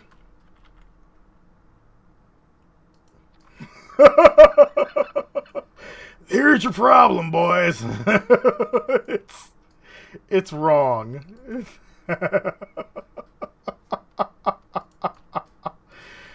Oh dear. Okay. So yeah. Yep, that's gonna be my gosh darn stack here. Being too far in.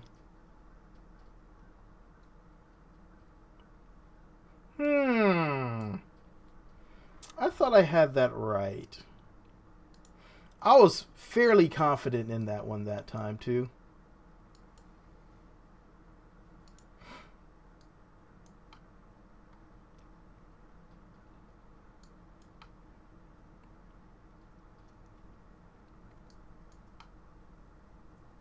Oh, wait. Yeah, wait.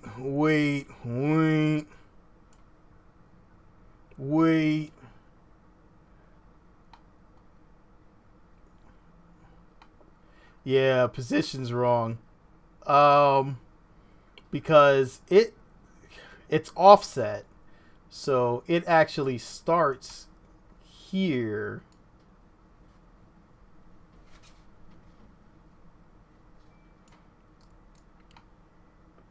So I need to find... This is where I have trouble with the offsets. Is I need to find a way to get a measurement from here to here.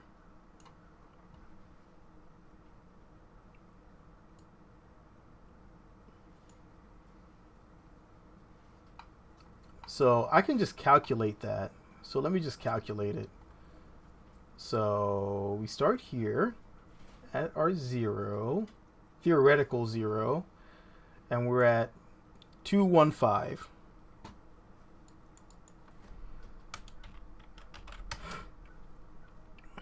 And then we move it inwards to where we want it to be.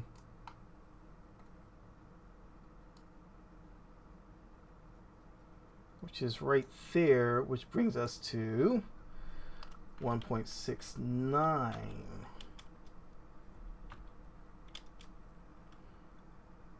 So positive 2.69. So the difference between that should be where we want our point to be.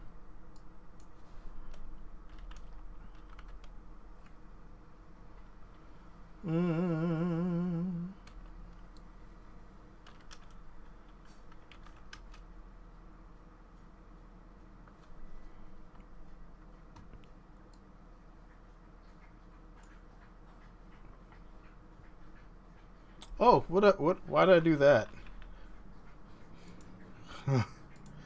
My plane needs to go back. So that gives me a positive 0.46, not a negative.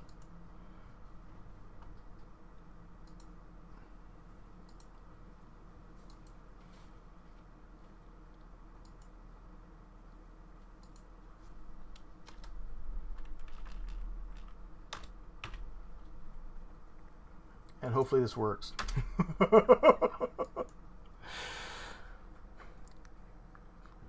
Plug it if it gives me the coordinates. The coordinates were all wrong. I'm professor. Yeah, I'm like, I'm pretty sure that. Oh, you know what? I realized that before when I was doing the ball wheel, is that when I offset it because it expands out, that I have to set it a certain way, and I have to do some math until I figure a better way to calculate the distance between A to B, and it just gives me that output. So right now it's just a little math, which is horrible on a weekend to do. But in this case, it's with that being a 0 point. Actually, with that being 0 point, yeah, because it's 0. It's just offset here and then 0.46 out from there. Okay, I hate it. So anytime I'm doing this offset, it throws me off. It throws my brain offset, and I'm sitting here going, this to this to this. And last time it took me so much guesswork until I actually realized what I was doing, and I was able to get it to work, but still it's a pain in the butt. And now I got to go through all this reloading database again until the game finally decides I'm not doing this anymore, and then the Kerbal comes up with the little red exclamation point and the entire game crashes, which is bound to happen eventually.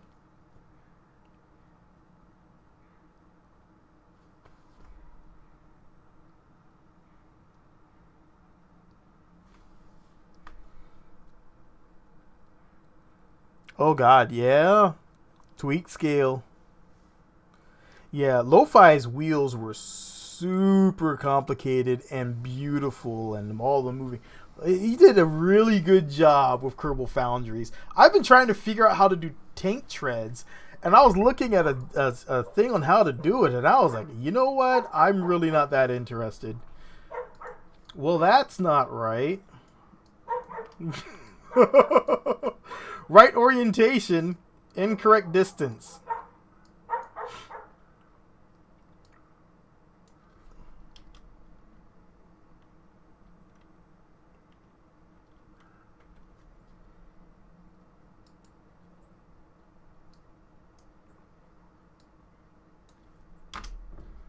Let's do it like this. I feel like I'm really close. I'm really close, and I don't have a good way of doing the estimate. But it has to be positive. It has to be a positive. I'm just going to reload it through here. This is a little faster for me sometimes.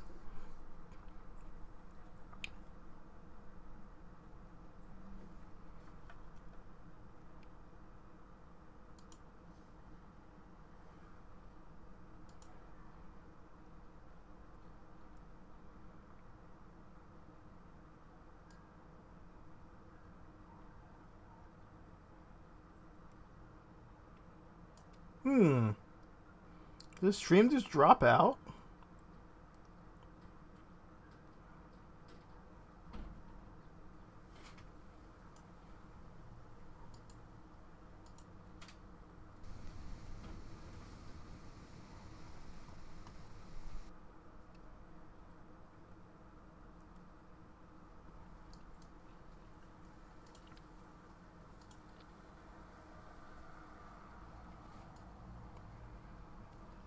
Looks like the stream just dropped out.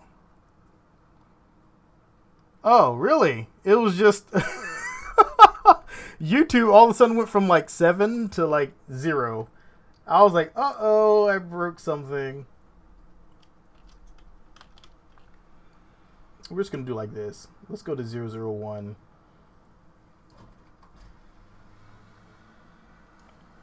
It's sliding in, but it's not where I would expect it to go.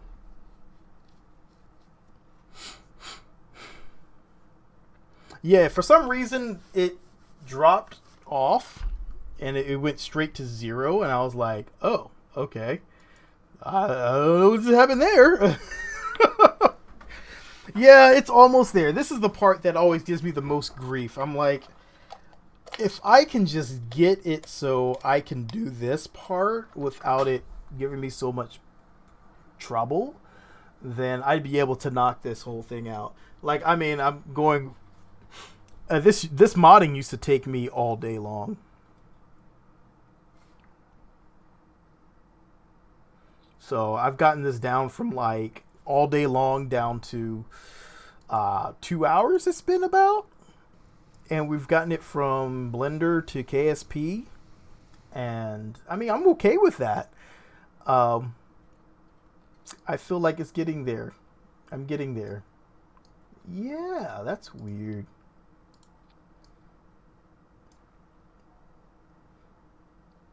So, you know, I wonder if this needs to be negative.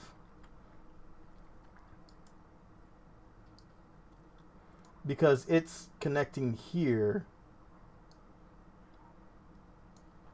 I bet that's it. I bet that's it.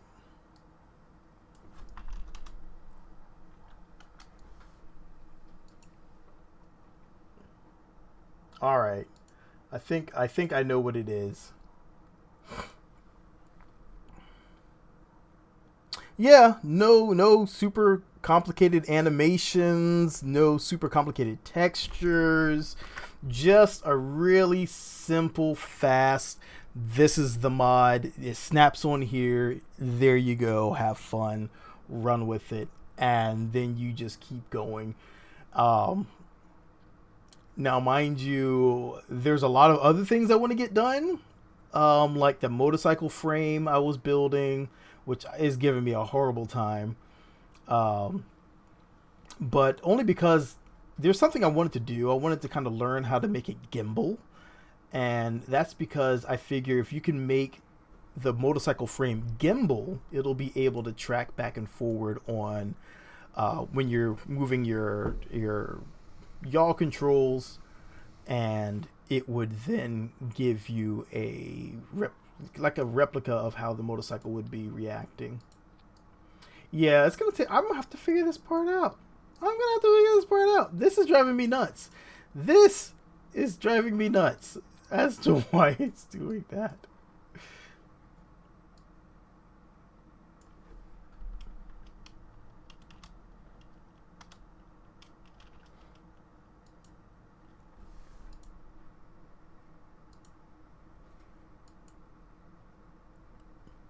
Yeah, I saw the video on how to do the gimbals. Oh my god. You have to do bones. You have to do bones. That doesn't sound right the way I say it like that, huh? You have to do bones. Yeah, you have to learn how to do bones in Blender. And then it just kind of... I was like, oh, that hurts my head. I don't feel like doing all that. It's way more complicated than I want it to be. I just wanted a frame, so whenever you go like this, it would gimbal side to side, and it would then steer the motorcycle, a gimbaled steering. And I figured that's pretty cool. That would work really well for a motorcycle frame. And I started looking at it and I was like,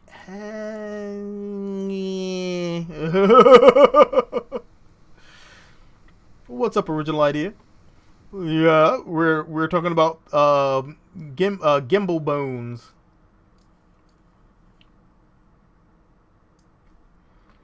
Yeah, this thing is totally not wanting to work.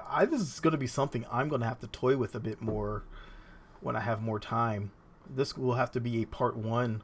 Look how long it takes. Look how long it takes for my game to load up all the things I've made here. All right, we have the DLC for the mechanical, which is why instead of recreating anything, I'm just going here and grabbing Bulldog. Bulldog. There we go.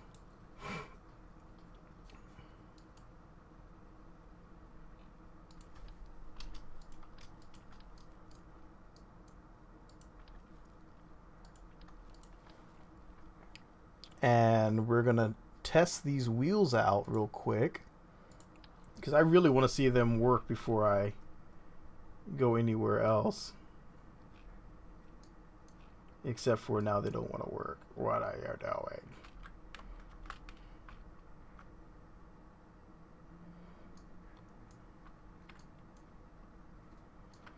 Oh, the fun of dealing with this. It doesn't want to work now.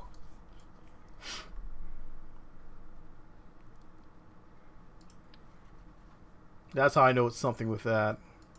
Yeah, it looks like it's trying to surface attach, but why? Like, what is that really attaching to? Oh, that's because I have it set to negative. And it's doing that thing again.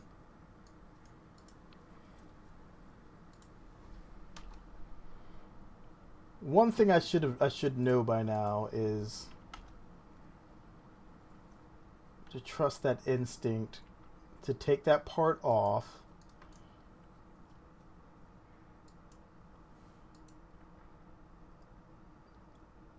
and then reattach it.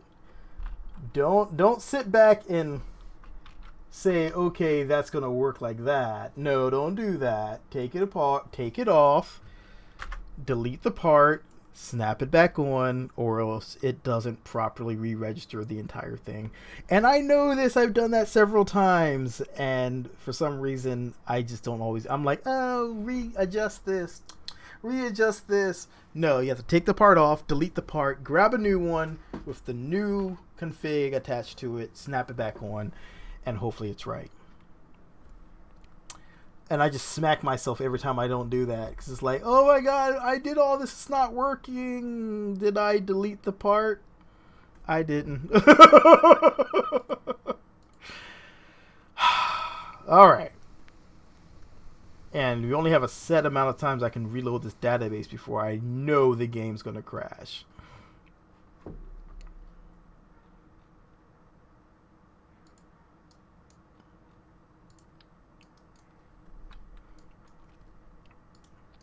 There we go.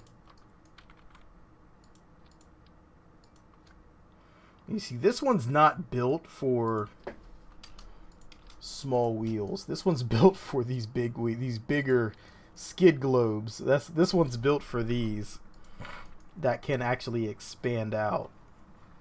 It's not built for this small one. So let me get a smaller rover.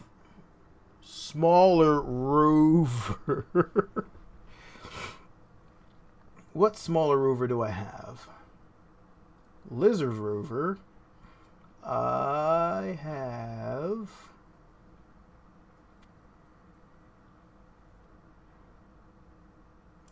the K10. Oh, that's my flying rover. I don't feel like messing with that one yet.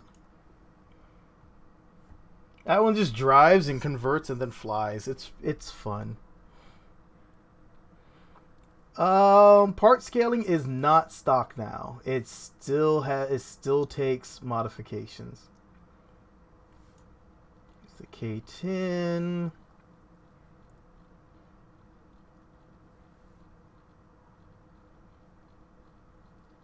Way too many rovers. Manual R, Micro Machine. It should work with Micro Machine.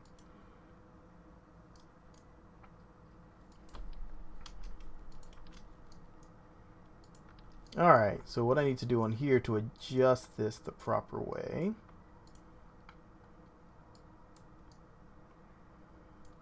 Need to go here. This needs to be removed from symmetry. This needs to be removed from symmetry. I think it already is. Yeah, okay.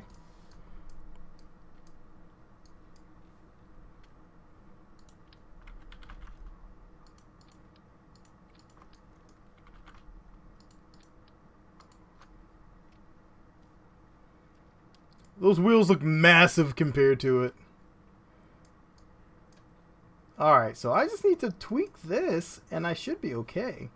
But first things first, I need to actually come here and set the braking up.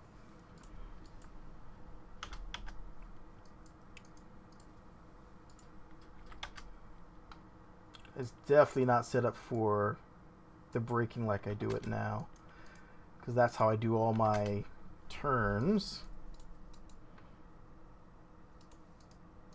And so let's go and set this up real quick. Direction is out. I have my fuel cell. Okay. Alright, so fuel cell's out. I'll set my stage to toggle my fuel cell.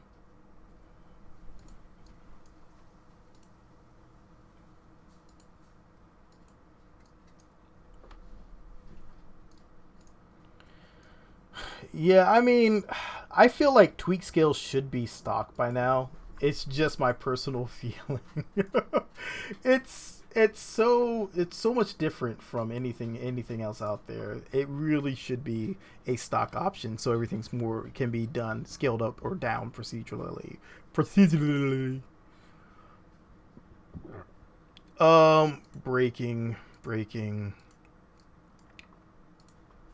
And I will figure this other part out at a later time. YouTube keeps dropping everything down to absolutely no views, and it's so weird. Because I see people chatting, and I look down, and it's like one person's viewing, no people are viewing, 7 people are viewing, nobody's viewing. It's like, what is going on today, YouTube? Are you having some issues?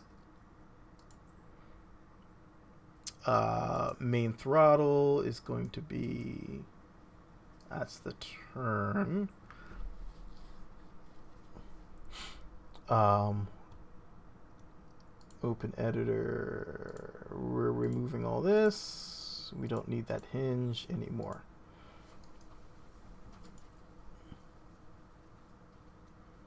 And then go to main throttle. Okay, it's already there.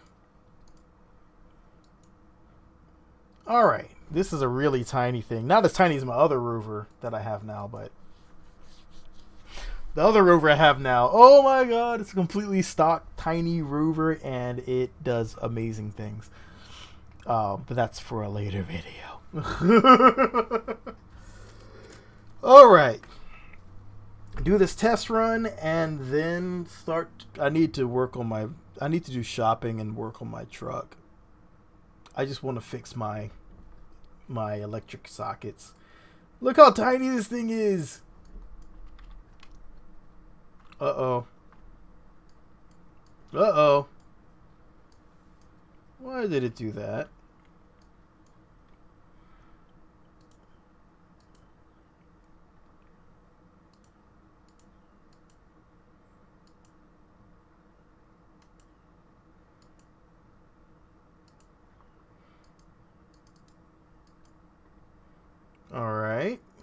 Good question. Inverted. Inverted. Normal. Normal.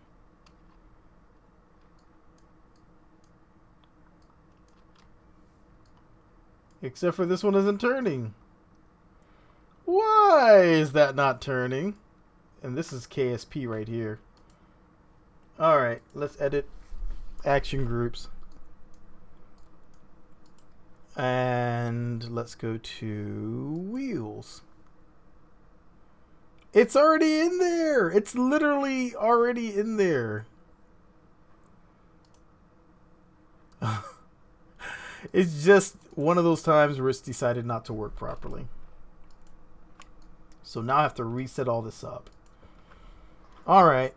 Fine. It's actually easy for me to do these days. This is the problem with the stock version, is that this... yeah, I'm glad I can do that on the fly. But this is really, really buggy. Still, it oftentimes... I know I broke symmetry, but... I mean, it should mirror that part in there to what I already have preset. So let's go to 8 and 5. It's good numbers.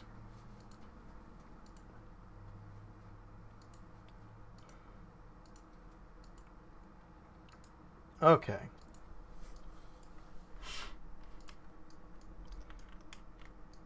There we kind of don't go because it's still not rolling.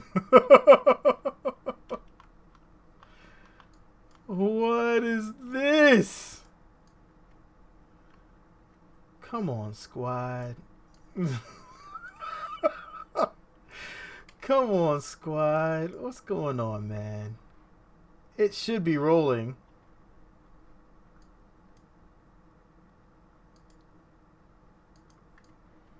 But it's just not rolling.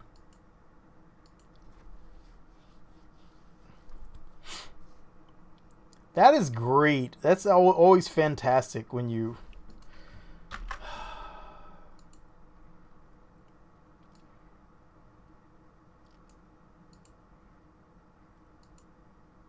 Alright. That's odd. I don't know what's causing that. We'll just start from scratch, because apparently the game does not want to do things right now.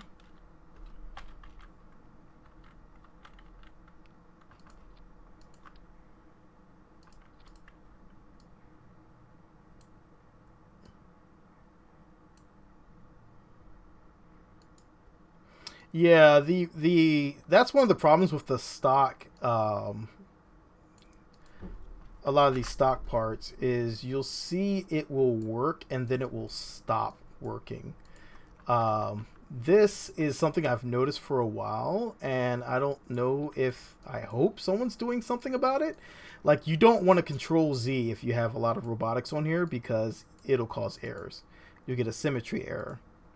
So once I see that happening, I know it's basically game over.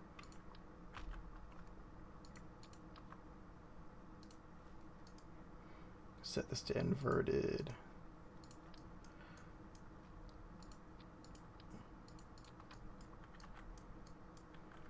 You know what? Let me just put the wheel on there while I'm at it.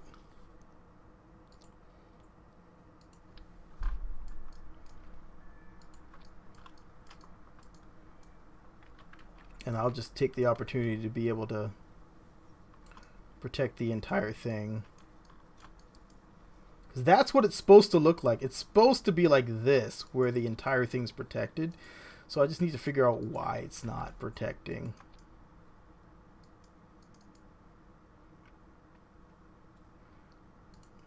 Switch that from inverted.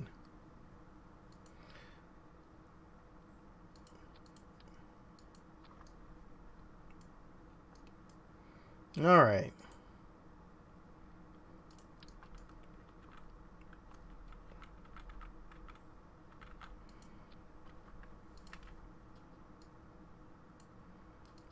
push this up to here.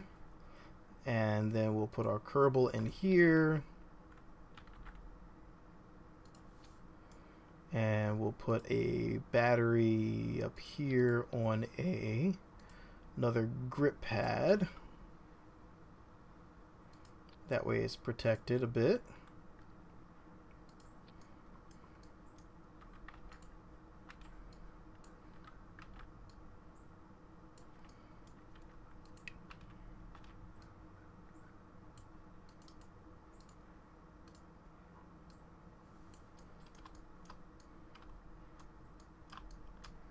All right, and just some of these. All right, that's basically all I have to do. All right, so let's go ahead and put our controller on.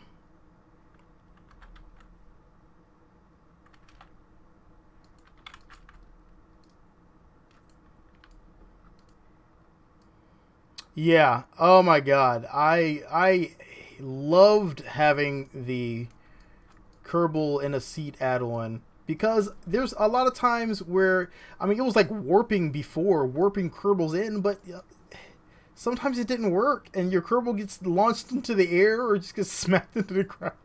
You're just like, come on, man, just give me it, man. Dang, you guys are getting snow. I wouldn't mind having some snow, to be honest, but my wife would probably not be overly thrilled about that.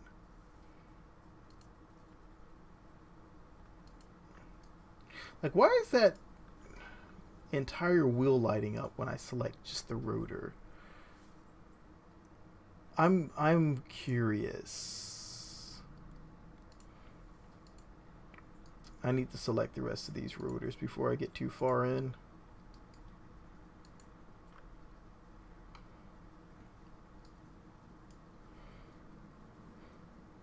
Alright, RPM, RPM, RPM, torque, torque, torque. This is why I really want a buildable template. So I don't have to do all this clicking over and over again. This gets so old. You know how many times I've done this? This is actually why I've stopped using a lot of these. That's why I've on my relaxation days, I don't want to go in here and do this. So I've actually gotten somewhat away from it. I do love it, but complex things just get so tedious when you're in here and you're trying to use this system. It's a very powerful system, but it's so tedious. It's so many clicks. It's so many hopeful applications that sometimes don't happen and sometimes throw an error. And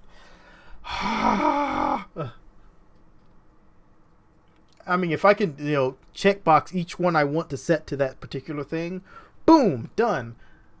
I don't want to have to set that or copy and paste or all that. It's just annoying after a while.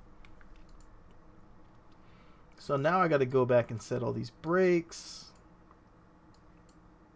At least they gave us this here, so I can just punch in the numbers.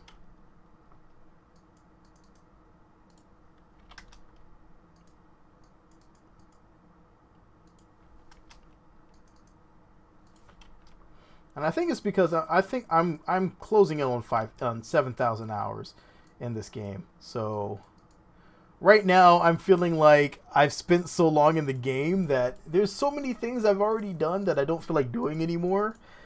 And people are like, go to space. I'm like, I don't want to go to space anymore. Space is boring. There's nothing for me out there right now.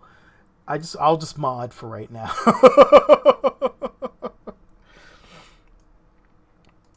All right, so let's set up our tank steering.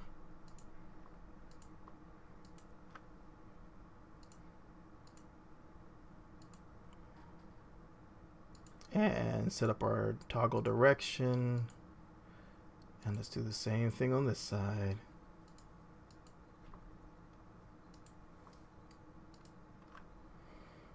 Brakes, brakes, brakes. Direction. Hopefully this works this time.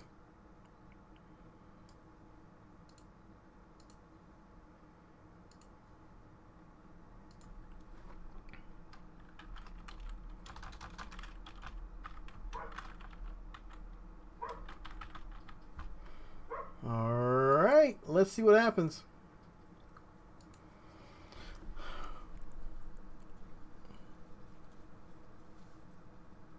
I'm worried about it too, which is why I just did that one and then just copied that entire part.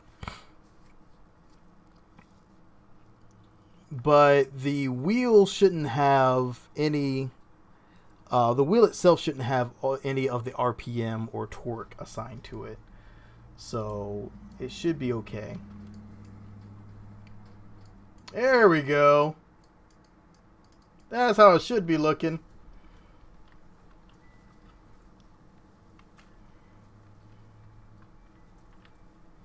Yay!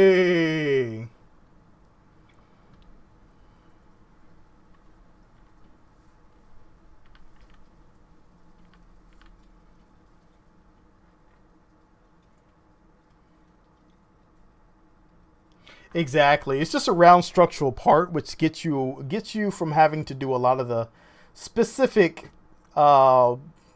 caveats that happen with wheels.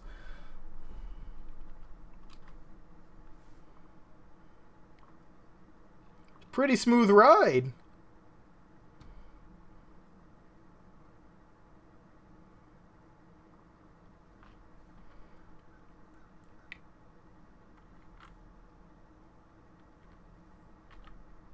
Whoa.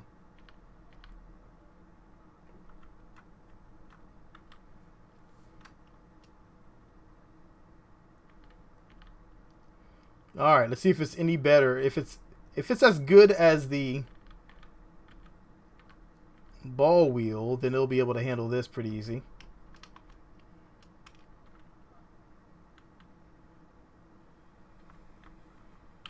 Nice. There you go. Needs a little tweaking, but it works.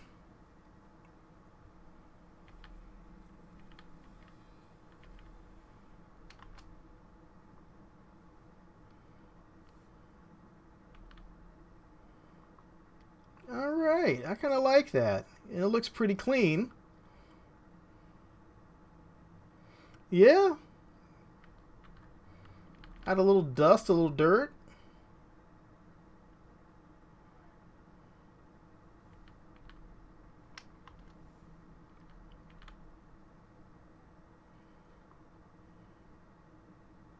It does. It looks like it's floating a bit. It is sinking into the texture a little bit, which is good.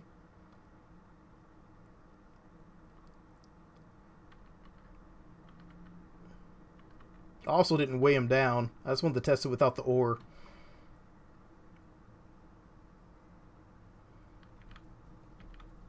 I don't like how it has that little reflective glare, though.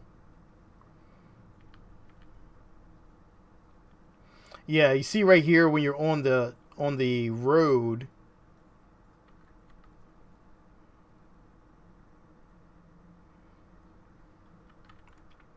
But yeah, this is all the suspension that you really need.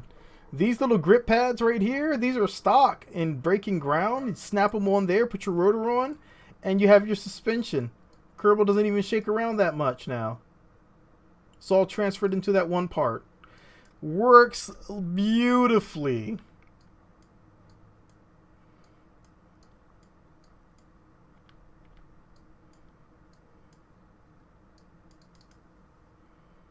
I know. I just hate this. This flashing is annoying me. It's really annoying me right now. Every time I look at it, I'm like... It just looks like a warning light. Excuse me, driving here. Excuse me, excuse me, excuse me. Arrgh. It's okay. I'll figure that part out. And I'll figure out what the heck's going on with this, what's it called? With the attachment point.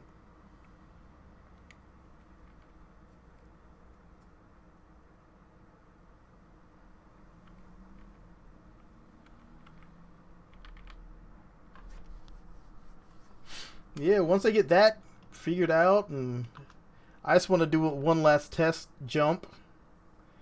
I like to do my test jumps here.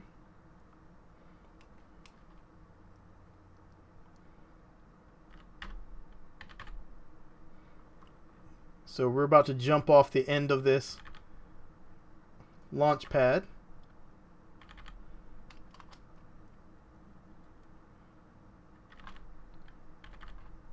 At about 11 meters per second. No SAS. Full speed. Oh! Oh! Dunk! Look at those wheels, they just kept going! The wheels, they kept going. So yeah, I gotta figure out why they're hitting the ground and get that situated. But till then, I guess that's good enough, and I'll figure these out.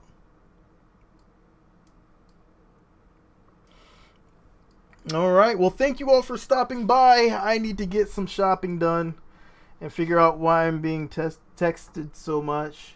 Oh, okay. It's the guy from my mom's van. Okay. So, thank you all for stopping by. I'll get these figured out and see if I can get them protected better. And I don't know what. I probably have to increase the size a bit and figure something out so it doesn't impact so much.